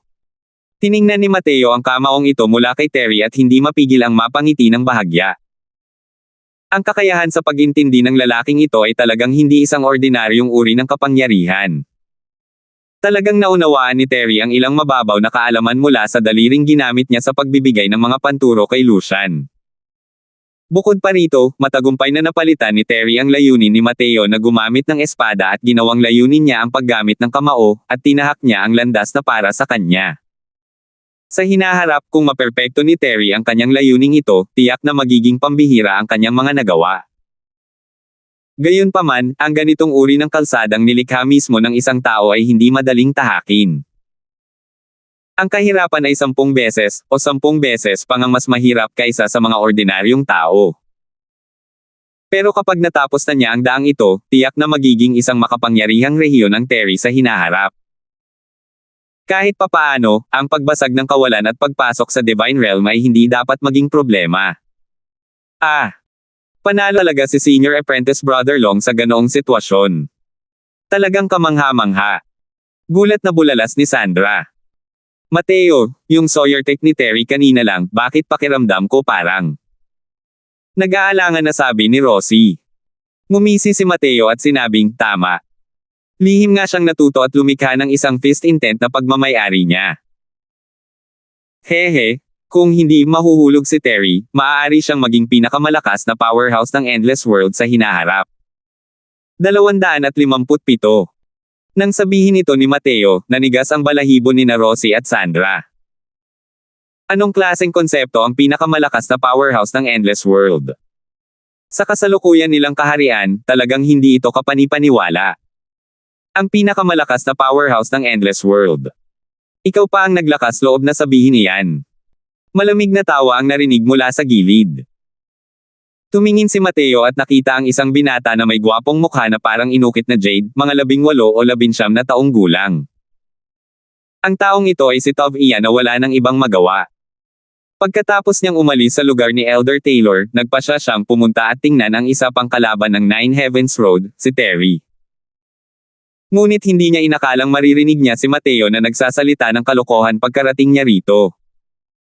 Ngumiti lang si Mateo at hindi nagbigay ng anumang paliwanag. Haha, itong Senior Apprentice Brother, isipin mo na lang na biro lang yan. Simula nang sabihin iyon ni Mateo, hindi na talaga ito maituloy ni Tov Ian. Ang maging pinakamalakas na powerhouse ng Endless World ang panghabang buhay na mithiin ng lahat ng martial artist.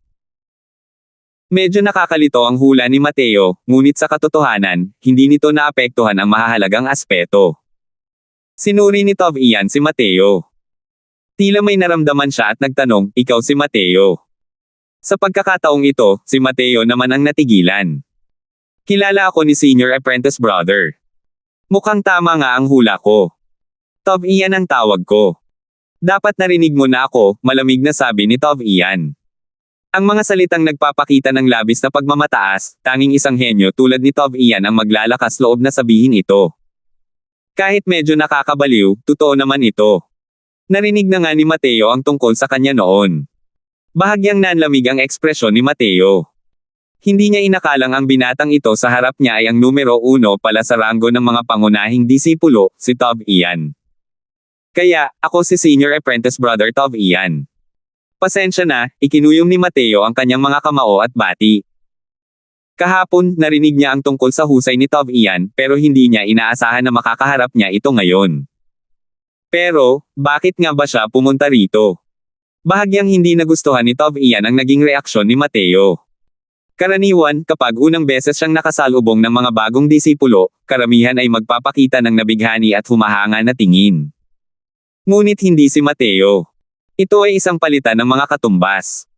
Kahit nalagpasan niya ang Nine Heavens Road at ang kanyang talento ay namumukod-tangi, siya ay nasa 4th level spirit condensation realm pa lamang. Akala ba niya ay kayanan niya itong pantayan ng pantay? Bilang isang baguhan, hindi ba dapat siyang maging mas mapagkumbaba?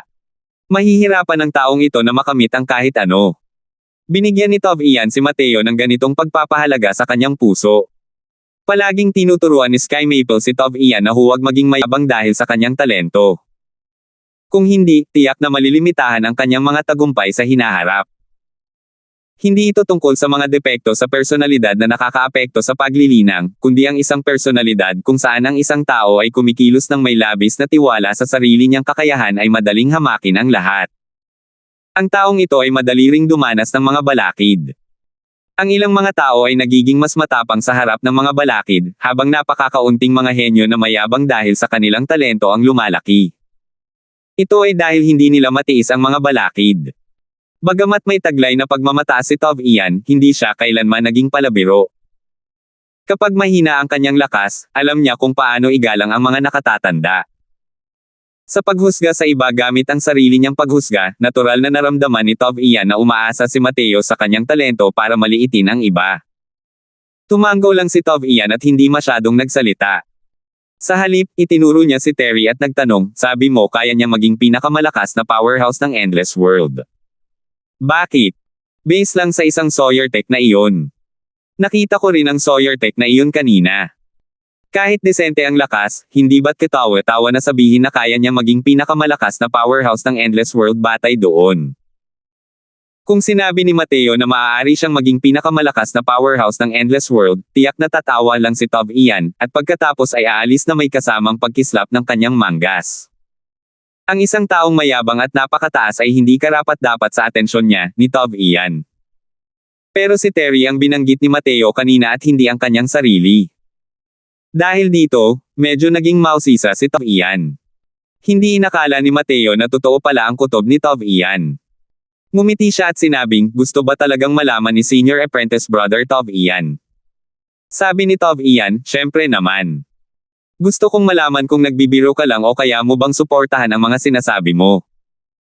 Tumanggaw si Mateo at sinabing, nagsasanay din si Senior Apprentice Brother Tov Ian ng Asher Deeper Purple yang sword art, di ba? Tama iyan. Hindi mo sinasabing ang aking layunin sa paggamit ng espada ay hindi maihahambing sa kanyang kasanayan sa paggamit ng kamao, hindi ba?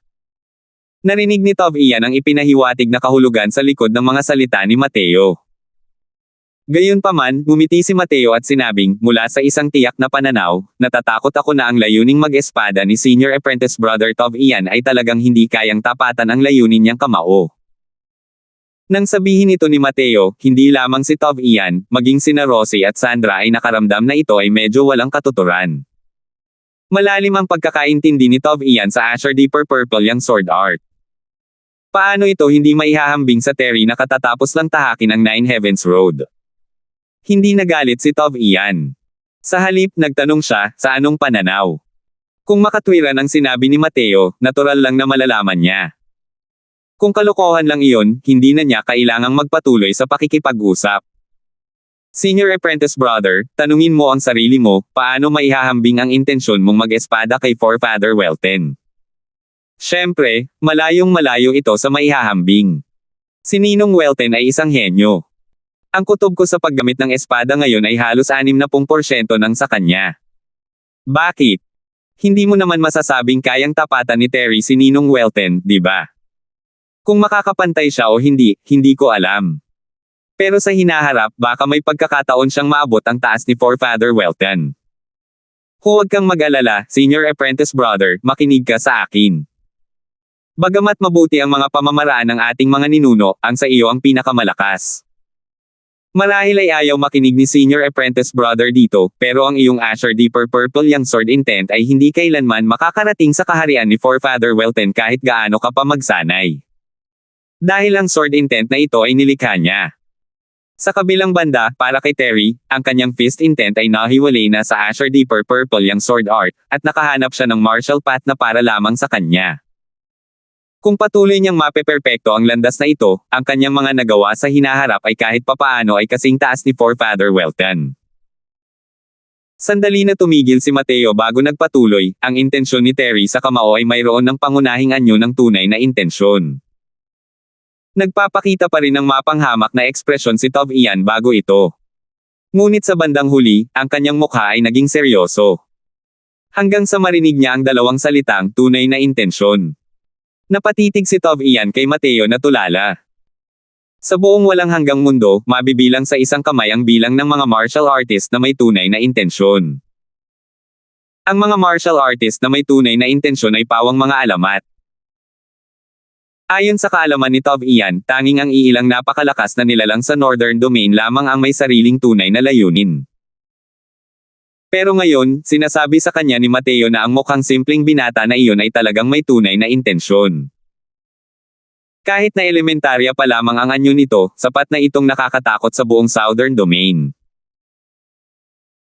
Walang sino man ang malinaw na makapaglalarawan kung ano ang Heavenly Dao, ngunit naiintindihan ng mga martial artist ang Heavenly Dao na pag-aari nila sa pamamagitan ng ilang mga bagay. Ang tunay na intensyon ay isa sa mga bagay na iyon. Ang Azure Deeper Purple Young Sword Intent ay isa palang uri ng tunay na intensyon. Ang Falling Flower Floating Zero Sword ay isa ring uri ng tunay na intensyon. Kapag naunawaan ng isang tao ang tunay na layunin ng kaluluwa, ang pagsira sa kawalan at pag-akyat sa banal na kaharian ay isang simpleng bagay lamang. Kaya nga sinabi ni Mateo na si Terry ay maaaring maging pinakamakapangyarihang tao sa walang hanggang mundo sa hinaharap. Kahit makapangyarihan na si Tov Ian ngayon, para na siyang sumusunod sa landas ng ibang tao. Kung hindi niya maintindihan ang tunay na intensyon niya, imposibleng malampasan niya si Welten. Ang tunay na layunin na naunawaan ng ibang tao, gaano man kalalim ang pagkaunawa ng isang tao rito, ay imposibleng malampasan ang nauna. Ang pag-aaral ng mga bagay ng ibang tao ay isang uri ng shortcut. Ngunit ang ganitong uri ng shortcut ay madaling makapagpapabagsak sa iyo. Siyempre, kung ang isang tao ay walang natutunan at gustong maunawaan ang tunay na layunin mula sa wala, magiging napakahirap nito. Maliban na lang kung sila ay isang halimaw na tao tulad ni Mateo na nakakaintindi ng isang uri ng tunay na layunin mula sa panunood ng eksena ng mga nalalaglag na talulot na pumupuno sa kalangitan. Bukod pa rito, malinaw na hindi sasabihin ni Mateo kay Tov Ian na ang Azure Deeper Floating Zero Sword Intent mula sa pagsasama ng Azure Deeper Purple Young Sword Intent at Falling Flower Floating Zero Sword Intent ay mayroon ng elementarya na anyo ng isang Supreme True Intent. 258. Ang isang tunay na intensyon ay mas mataas pa ang antas ng pag-iral kaysa sa isang tunay na intensyon. Bukod sa isang Divine King na naipon gamit ang mga medicinal pills tulad ni Matthew, halos lahat ng powerhouse ng Divine King ay may kanya-kanyang tunay na intensyon. Ang ilang mga banal na hari ay mayroon pang higit sa isang uri ng kataas-taasang tunay na layunin. Tulad ng banal na hari ng Espiritu Bristle. Siya lamang ang nakaunawa sa apat na uri ng kataas-taasang tunay na layunin. Ang apat na uri ng kataas-taasang tunay na layunin ay naunawaan mula sa Spirit Bristle 9 niyang Divine Art. Kaya naman, nang ipakita niya ang 9 Sawyers Burning Heaven, ang lakas nito ay hindi kapanipaniwala na hindi maisip. Ngunit ang kasalukuyang Mateo ay hindi pa lubusang nauunawaan ang kahit anong uri ng tunay na layunin. Makikita kung gaano kalaki ang pagkakaiba sa pagitan niya at ng mga pinakamataas na antas na banal na hari. Gayunpaman, napakaganda na para kay Mateo na maunawaan ang elementarya na anyo ng isang kataas-taasang tunay na intensyon noong muli niyang nililinang ang landas ng pakikipaglaban. Kailangang malaman ng isa na wala talaga siyang naiintindihang tunay na intensyon sa kanyang nakaraang buhay. Base lamang sa puntong ito, wala siyang pinagkaiba sa ibang mga martial artist ng Endless World. Ang pag-unawa sa isang kataas-taasang tunay na intensyon sa Essence Tree Realm ay dahil sa kanyang napakalaking persepsyon. Sa aspetong ito, ang kakayahan ni Terry sa pag-intindi ay wala sa parehong antas kung ikukumpara kay Mateo. Siyempre, hindi nga alam ni Tove iyan kung ano ang tunay na layunin. Dahil wala pang sino man sa walang hanggang mundo ang nakaintindi ng tunay na layunin noon. Marahil ay may ilan na nakaunawa sa tunay na layunin ng banal na kaharian matapos basagin ang kawalan. Ngunit wala na ang mga taong iyon sa walang hanggang mundo. Bukod pa rito, napakaliit ng posibilidad na mangyari iyon kaya napakaliit na lamang. Maraming lower planes. Araw-araw, hindi mabilang na tao ang umaakyat sa Divine Realm. Gayunpaman, maaaring wala ni isang tao ang makakaintindi ng isang sukdulang tunay na layunin sa 10 milyong tao. Mula rito, makikita kung gaano kahirap makamit ang tunay at sukdulang layunin. Kung hindi dahil sa tunay na layunin, paano magagamit ni Mateo ang enerhiya ng langit at lupa gamit ang lakas ng Spirit Condensation Realm? Tugtog iyon kay Heavenly daw. Nang marinig ni Tove iyan ang mga sinabi ni Mateo, wala nang mas hihigit pa sa gulat sa kanyang puso. Paano mo nalaman na iyon ang pangunahing anyo ng isang tunay na intensyon? Naunawaan mo rin kaya iyon? Hindi napigilan ni Tove iyan na magtanong. Walang pakialam na sumagot si Mateo, syempre naman. Kahit handa na siya, nang marinig ito ni Mateo ng natural, naramdaman pa rin ni Tove iyan na napakahirap nito. Ang maliit na Tranquil Cloud Sect ay talagang nagsilang ng dalawang walang kapantay na henyo na sabay na nagtataglay ng pangunahing anyo ng isang tunay na intensyon.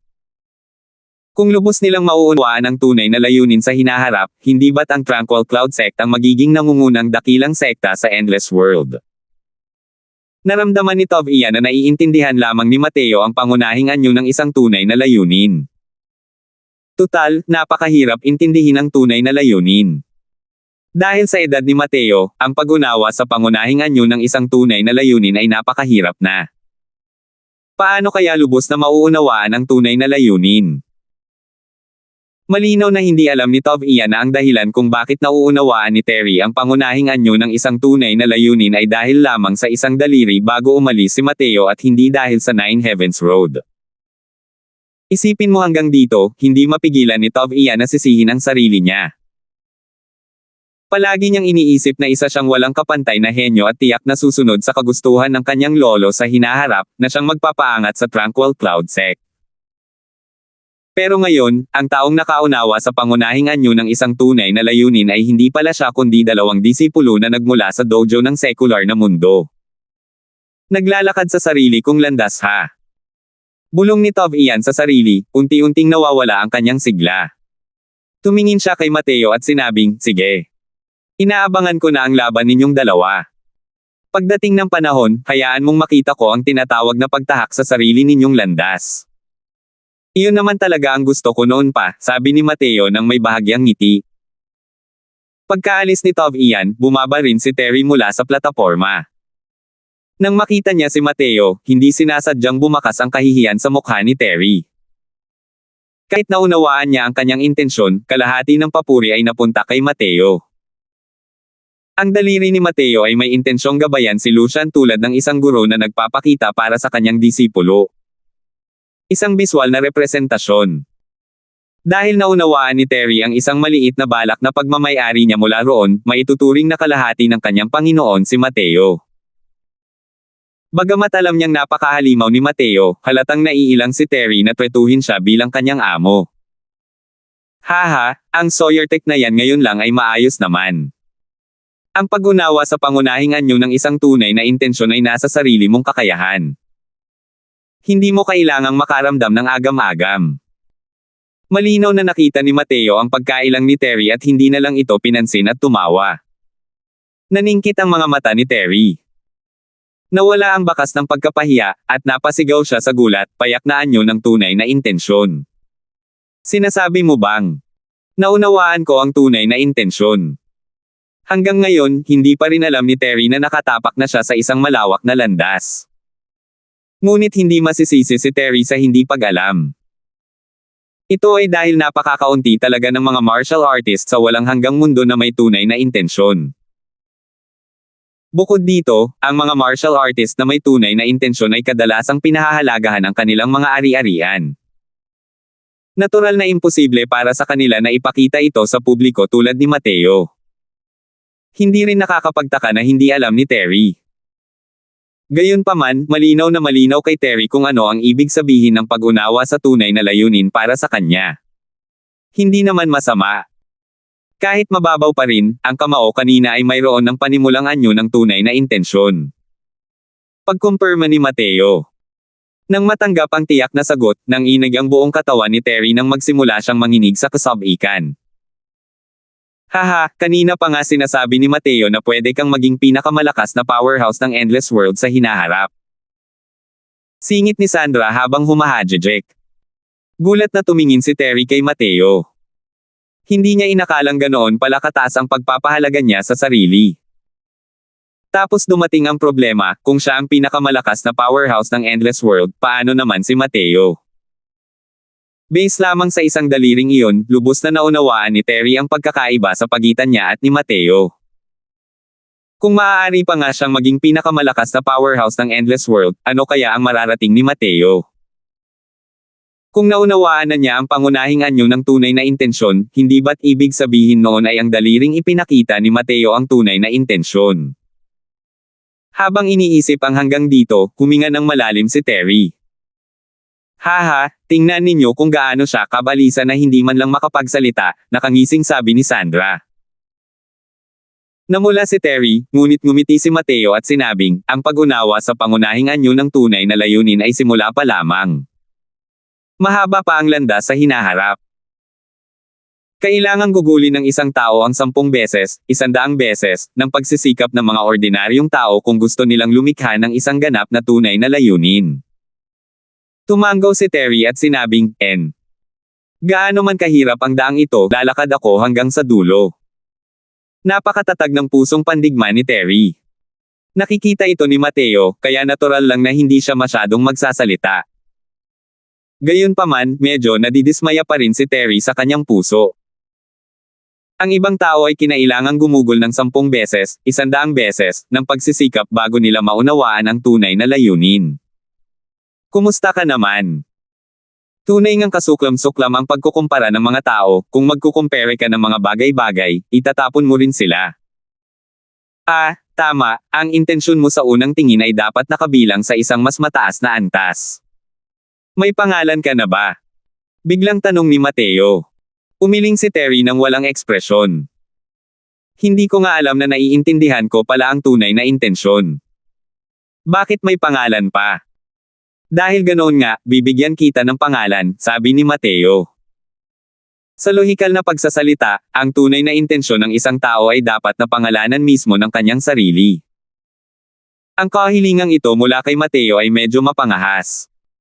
Pero alam ni Terry na hindi padalos-dalos si Mateo.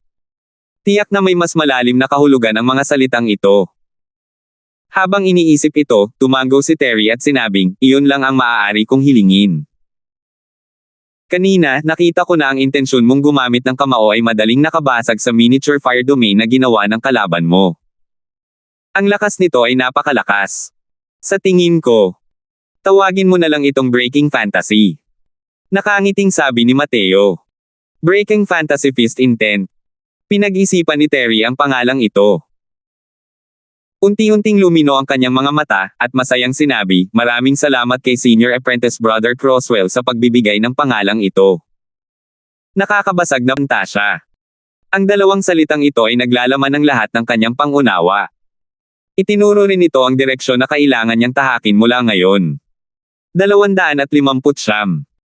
Sa ikalawang round, ang kalaban ni Mateo ay ang No. 49. Dahil sa pagkapanalo ni Mateo sa unang round, automatiko siyang napasama sa grupo ng mga nanalo. Ang mga martial artists sa grupo ng mga nagwagi ang nagtayo ng posisyon bilang mga pangunahing disipulo.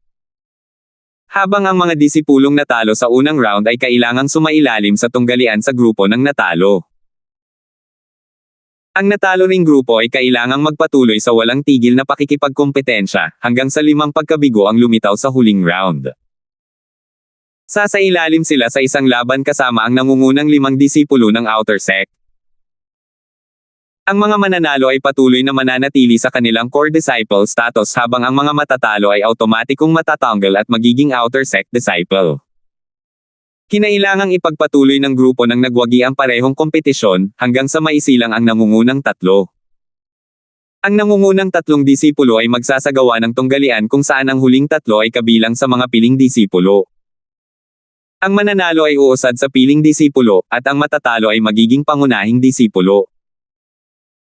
Napakalupit ng sistema ng pagraranggo, kahit gaano ka pa katalino, hindi ka rin maglalakas loob na magpabeya. Huminahon ka lang ng kaunti, at malalampasan ka na ng iba. Kahit ang isang core disciple na tipo ng loafer tulad ni Jules ay gugugulin din ng maraming oras para mag-cultivate. Kung hindi, darating ang araw na sila ay maaalis. Kung mananalo ulit si Mateo sa round na ito, makakapasok siya sa top 50.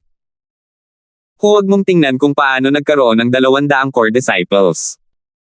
Lahat ng mga maaaring manalo ng 2 magkasunod na round at makapasok sa top 50 ay pawang mga kahangahangang tao. Ang mga taong sumusubok mangisda sa maputik na tubig ay tiyak na matatanggal sa ikalawang round kahit pa pinalad silang malampasan ang unang round. Ang kalaban ni Mateo ay nagngangalang Duncan, isang martial artist sa 8th level Spirit Condensation Realm. Si Henry ng Peel Barracks ay nasa 8th level Spirit Condensation Realm din. Ngunit ang kanyang lakas ay hindi man lang kayang banggitin kung ikukumpara kay Duncan. Ang lakas ni Duncan ay nasa itaas na antas ng Earth Barracks.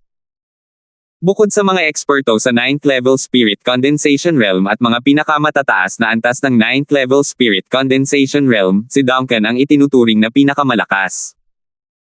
Sa huling engranding kompetisyon, si Duncan ay natalo ng husto sa ikalawang round.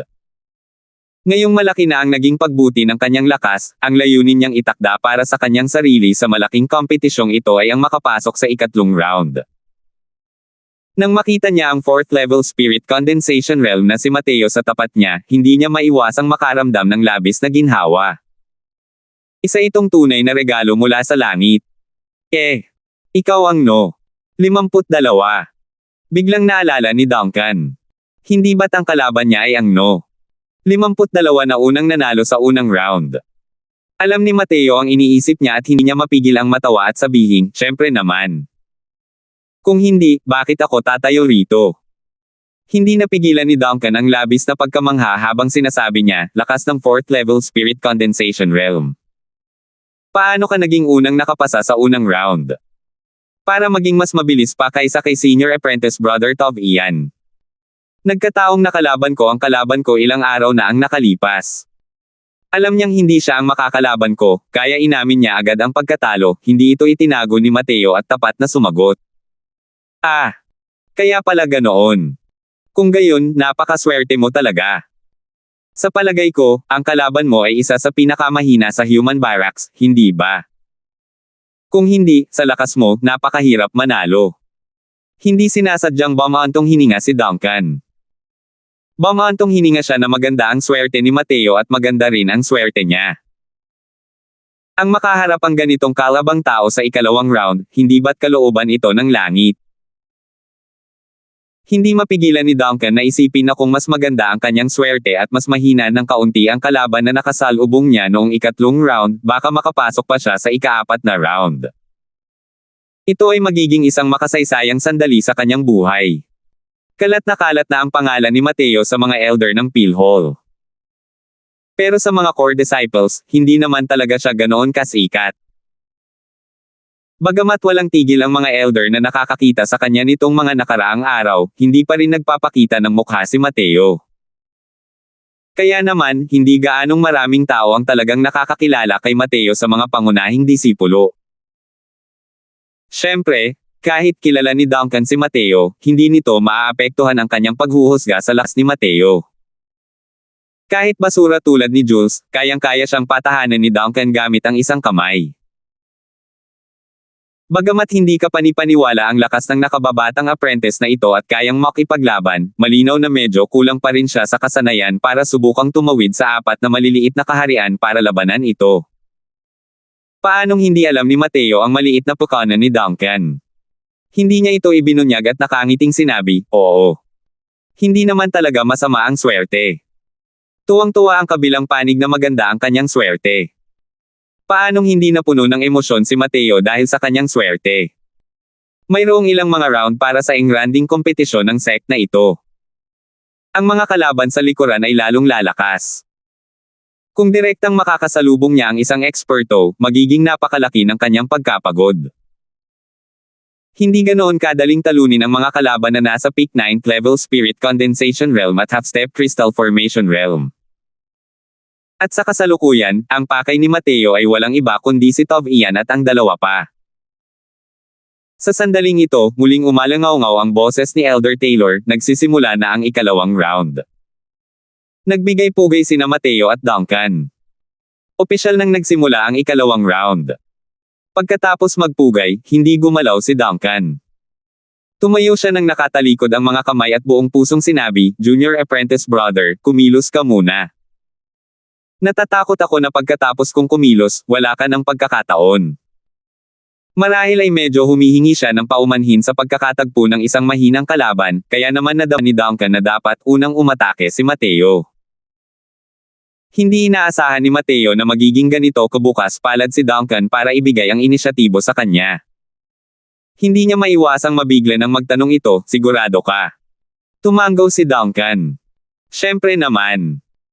Ako, si Duncan, ay hindi kailanman babawi sa aking mga sinabi. Nag-aalinlangang sabi ni Mateo, kung gayon, hindi ako magiging magalang. Habang bumababa ang boses niya, agad na nag-iba ang anyo ni Mateo at naging siyam. Pagtayo ng siyam na espada. Mahinang sigaw ni Mateo. Siyam na guhit ng liwanag ng espada ang lumipad ng walang tigil at dumiretso kay Duncan. May katangian pa rin si Duncan bilang isang eksperto noong una, ngunit nang makita niya ang siyam na sinag ng espada na tumatakip sa langit at lupa habang lumilipad ang mga ito, agad siyang napaiyak ng mapait. Kung siya ang magkusa, maaari pa rin siyang makipagbuno kay Mateo ng ilang sandali. Pero paano mapipigilan ni Duncan ang malakas na galaw ni Mateo mula sa isang depensa? Alam na alam ng lahat na noong nasa Essence Tree Realm pa si Mateo, ginamit niya ang galaw na ito para pilitin si Afflex na bumalik. Ngayong nasa 4th level Spirit Condensation Realm na si Mateo, paano kaya makakapagdepensa ang 8th level Spirit Condensation Realm na si Duncan laban sa lakas ng tindig na ito? Naiwasan ni Duncan ang tatlong sinag ng espada at ginamit ang kanyang sandata para harangan ang dalawang sinag ng espada bago tuluyang tinamaan ang ika-6 na sinag ng espada. Pagkatapos, ang ikapito, ikawalo, at ika-9 na sinag ng espada ay nagbukas ng mga sugat sa kanyang katawan na parang madaling pagkabali ng isang patay na sanga mula sa isang puno. Ang napakalaking impact ay direktang nagpalipad sa kanya palabas ng plataporma. Kung hindi dahil sa awa ni Mateo, isa na sana siyang bangkay ngayon. Sa isang kisap mata, mula nang sumugod si Mateo hanggang sa paglipad ni Duncan, wala ni isang hininga ng oras ang lumipas. Durog sa isang Sawyer Tech. Agad na tagumpay. Platform no. 49, no. 52 ang panalo. Ang boses ni Elder Taylor ang unang narinig muli. Hindi kaya. Sino itong no? 52. Bakit siya ulit ang unang nanalo? Kung swerte ang unang round, paano mo ipapaliwanag ang ikalawang round? Saan nga ba nagmula ang hindi kilalang no? 52 na ito. Napakakakaiba. Hindi pa nananalo sina Senior Apprentice Brother Tov Ian at Senior Apprentice Sister Mildred, at itong no. 52 ay nanalo na.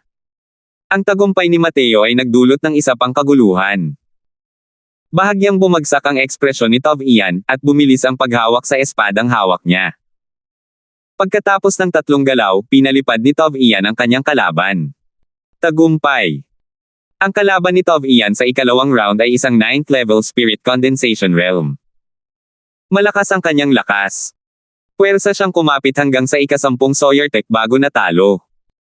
Kung ikukumpara sa tagumpay ni Mateo sa isang galaw, natural na mas mabagal siya. Sa plataporma bulang. Dalawa, isang kaaya-ayang anino ang sumayaw kasabay ng hangin. Pero nang marinig niya ang boses Elder Taylor, halatang naantala ang kanyang mga galaw ng ilang sandali. Pagkatapos noon, para lang makitang bumilis ng ilang beses ang lambot na figure. Gayon din, pagkatapos ng 3 galaw, nanalo si Marson. 206 na po. Ayos lang sana kung hindi tumawag si Elder Taylor, pero dahil ginawa niya iyon, naging malungkot para sa mga disipulong iyon na humahamon sa top 10. Nang marinig ang boses na ito, ang lakas ng pakikipaglaban ng nangungunang 10 disipulo ay biglang pumailan lang na parang nakainom sila ng stimulants. Ito ang ikalawang round. Ang mga kalaban na makakaharap ng top 10 ay hindi magiging masyadong malakas. Kapag sumabog na sila, paano ito makakayanan ng mga ordinaryong disipulo? Sa 1 at 2 bilang, natalo silang lahat. Sa plataporma bulang. 1 at sa katabing plataporma bulang. 2, ang malungkot na si Marson ay paminsan-minsang pumunta sa plataporma bulang. 1 at nagsimulang makipag-usap kay Tov Ian. Tov Ian, pagkatapos ng unang round, parang nakita kitang tumingin sa iba pang mga laban. Noon pa man ay gusto na ni Marson na malampasan si Tov Ian at itinuring niya itong nag-iisang karibal.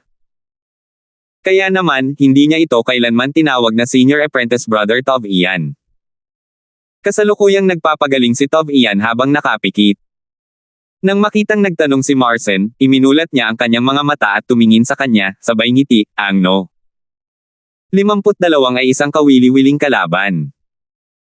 Marahil, siya ang magiging pinakamagaling na maitim na kabayo sa malaking kompetisyong ito. Junior Apprentice Sister Mildred, kailangan mong mag-ingat. Sa totoo lang, medyo minamaliit pa rin ni Tov Ian si Mateo noong una. Pero nang marinig niyang naiintindihan ni Mateo ang pangunahing anyo ng tunay na intensyon, natural na inalis na niya ang pagmamaliit na ito. Lahat ng mga nakakaintindi sa pangunahing anyo ng tunay na layunin ay pambihirang mga henyo. Bukod pa rito, ang pagtawid sa hanay patungo sa labanan ay kasing dali ng pagkain at pag-inom matapos maunawaan ang tunay na layunin. Nalaman na niya kay Elder Taylor ang tungkol sa kalaban ni Mateo ngayong round. Bagamat hindi gaanong malakas si Duncan, ang agarang pagkatalo kay Mateo ay nagpapahiwatig din ng maraming problema mula sa isang panig. Talagang may kwalifikasyon si Mateo para makipagdebate sa kanya tungkol sa Tao. Gumuhit ang pagkagulat sa mga mata ni Marson. Hindi pa niya nakita si Tov Ian na may ganitong layuning makipaglaban. Hindi ba't ibig sabihin noon ay inaabangan na ni Tov Ian ang pakikipaglaban sa misteryosong no? 52 na iyon. Pero, posible ba ito? Matagal nang malinaw sa lahat ang lakas ng mga disipulo ng sektang ito. Ang mga maaaring lumitaw ay lumitaw na. Bakit pa sila maghihintay hanggang ngayon? Maaari kayang bago itong no? 52. Dahil sa lakas at katayuan ni Marson, ang kanyang mga mata ay habang buhay na nakatutok sa posisyon ng pagiging piling disipulo lamang. Kung tungkol naman sa sinumang disipulo na bago sa sekta, hindi niya ito kayang soyerdan. Natural lamang na hindi niya kilala sina Mateo at Terry. Maliban na lang, paano magiging katapat ni Tov Ian ang mga bagong disipulo? Kung may darating na bagong eksperto sa half-step crystal formation realm, imposibleng hindi niya marinig ang tungkol doon, di ba? Hindi na ipinaliwanag ni Tov Ian ang kanyang mga sinabi, at nanatiling naguguluhan si Marson. Kilala mo ba ang pagkakakilanlan nitong no? 52. Sino siya? Hindi mapigil ang magtanong ni Marson ng may kuryosidad. Ang pangalan niya ay Mateo. Kung tungkol naman sa kung anong klaseng tao siya, hindi rin ako sigurado. Pero naniniwala akong malalaman din natin sa lalong madaling panahon. Kung matatalo natin agad si Duncan, maaaring isa siyang mabigat na kalaban para sa atin. Malamig na sabi ni Tov Ian. Naging seryoso ang magandang tingin ni Marson nang magpakita siya ng pagkamangha. Dati na rin niyang pinaghihinalaan kung sinuwerte ba ang no. 52 na ito at nakasalubong ang mga baguhan. Alam din ni Marson ang pangalan ni Duncan. Ang lakas niya ay pambihira sa mga 8th level spirit condensation realms. Para agad na mapatay si Duncan, malamang ay may lakas siyang makipaglaban dito. Sige. Bumalik ka na at magpahinga ng mabuti. Ayusin mo ang iyong kalagayan sa tugatog nito. Ang engranding kompetisyong ito ay magiging mas kawili-wili kaysa sa iba pang mga nakaraang kompetisyon. Sabi ni Tov Ian kay Marcin nang may bahagyang ngiti. Kasabay nito, maraming tao ang nag-iisip kung sino ang no. 52 na ito. Lumapit sa kanya ang ilan sa mga nakakakilala kay Duncan. Duncan, natatandaan ko na ikaw ang no. 49. Kung gayon, ang kalaban mo ba ay ang no? 52. Sino itong no? 52 na siyang unang nanalo sa dalawang magkasunod na round. Malungkot ang mukha ni Duncan habang sinasabi niya, paano ko malalaman kung sino siya? Alinman sa dalawa, hindi naman siya matanda. Mas bata pa sa atin. Dapat ay baguhan pa lang siya. Pero ang lakas niya ay talagang kahanga-hanga. Sa palagay ko, maaari man lang siyang makapasok sa top 10. Hindi makapaniwala ang tingin ng taong iyon nang marinig iyon at sinabing, nagbibiro ka ba? Sino ang makakaagaw ng posisyon sa top 10? Hindi ka naman naghahanap ng dahilan para sa iyong pagkatalo, di ba? Malamig na natawa si Duncan nang marinig iyon at sinabing, panoorin mo kung hindi ka naniniwala. Isinasantabi mo ang ibang bagay, batay lamang sa ultimate move niya, para agad na magbagong anyo sa siyam na silhouette at magpakawala ng siyam na sword beam, bawat isa ay mas malakas kaysa sa isa. Base lang sa isang move na iyon, maaari rin siyang makapasok sa top 10. Labis na nagulat ang disipulong iyon nang marinig iyon at sinabing, hindi kaya. Napakagaling. Maaari kayang isa itong bagong sulpot na eksperto sa half-step crystal formation realm. Umiling si Duncan at sinabing, hindi. Nasa 4th level spirit condensation realm pa lang siya. Natawa ang disipulong iyon nang marinig iyon at sinabing, Duncan, binasag ba niya ang utak mo? Natalo ka ba sa 4th level spirit condensation realm? At sinabi mo pa na makapasok siya sa top 10. Kumunat ang noo ni Duncan, pero may paghamak na sinabi niya, hindi ba't natalo ka rin sa ikalawang round? Dahil wala ka namang magagawa, sumunod ka sa akin para panoorin ang no. 52 na maglalaban at makikita mo. Dahil doon, lalong naging mausisa ang disipulong iyon at natural na hindi tumanggi. Kaya naman, hinanap niya ang plataporma ng kompetisyon ni Mateo kasama si Duncan. Ang ikatlong round ay 50, patungo sa 25. Kung ang isa ay makapasa sa ikatlong round, nangangahulugan din ito na maaari silang makapasok sa top 25 rankings. Bagamat may ilan na paminsan-minsan ay maswerte ng mas maaga at nakatagpo ng mas mahihinang kalaban, pagkatapos ng dalawang round ng pagsala, ang mga disipulong pumasok sa ikatlong round ay pawang malalakas. Kahit na may mga mas mahina ang lakas na pinalad na makapasa sa dalawang round, ang posibilidad na makapasa muli sa ikatlong round ay halos wala. Ang ikatlong round na ito ay talagang isang linyang naghahati. Ang pagpasa sa ikatlong round ay nangangahulugan na kabilang sila sa pinakamataas na antas sa mga pangunahing disipulo. Bagamat hindi rin gaanong katangi-tangi ang ibang mga disipulo, kumpara sa mga disipulong nakapasa sa ikatlong round, ang pagkakaiba ay naging napakalinaw. Pagkatapos ng dalawang round ng pagsala, maraming mga disipulo na natalo ang hindi na kinailangang lumahok sa mga laban. Marami sa kanila ang nagtipon sa ilang sikat na plataporma upang panoorin ang mga paparating na laban. At sa kasalukuyan, ang plataporma kung saan sisimulan na ni Mateo ang kanyang laban ay napapaligiran na ng maraming disipulo. Medyo naguluhan siya dahil dito. Naisip ni Mateo na ang pinakasikat na plataporma ay dapat kay Tov Ian. Bakit napakaraming tao ang nagtipon sa kanyang panig? Maaari kayang sikat ang kalaban niya kaya naman naakit ang lahat na manood. Napag-usapan na, ang kalaban ni Mateo ngayong round ay ang no. 14. Dapat ay isa ito napakalakas na kalaban. Hoy, narinig niyo ba? Itong no. 52 ay iyong bagong disipulo na umagaw ng puntos ni Jules pagkatapos niyang pumasok sa sekta. Siya ay Mateo. Narinig ko rin. Hindi ko talaga inakalang makakapasa pala ang isang second level spirit condensation realm sa dalawang magkasunod na round. Isa pa, ikaw ang unang manalo. Talagang Meniochis ang lalaking ito. Second level spirit condensation realm pa rin. Matagal na siyang nasa 4th level spirit condensation realm. Hindi mo pa ba alam? Matapos niyang agawin ang mga puntos ni Jules, pumunta siya sa mga A-grade cultivation room para mag-seclusion ng 5 araw. Pagkatapos niyang lumabas, nasa 4th level spirit condensation realm na siya. Ano?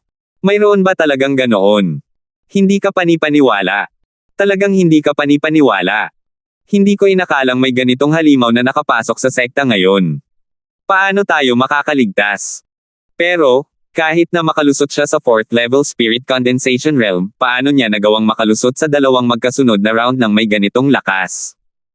At saka, maging una kang mananalo. Hehe, hindi ba't naglaban tayo kanina? Ngayon, gusto kong tingnan mabuti kung saang larangan nahihigitin nitong no. 52 na ito ang iba. Alam mo ba kung sino ang kalaban niya ngayon? Sino? Ang kalaban na ito, ang no. 14, ang numero 1 figure sa Earth Barracks, Jimmy. Salamat po at sinamahan ninyo ako, ingat lagi mga master.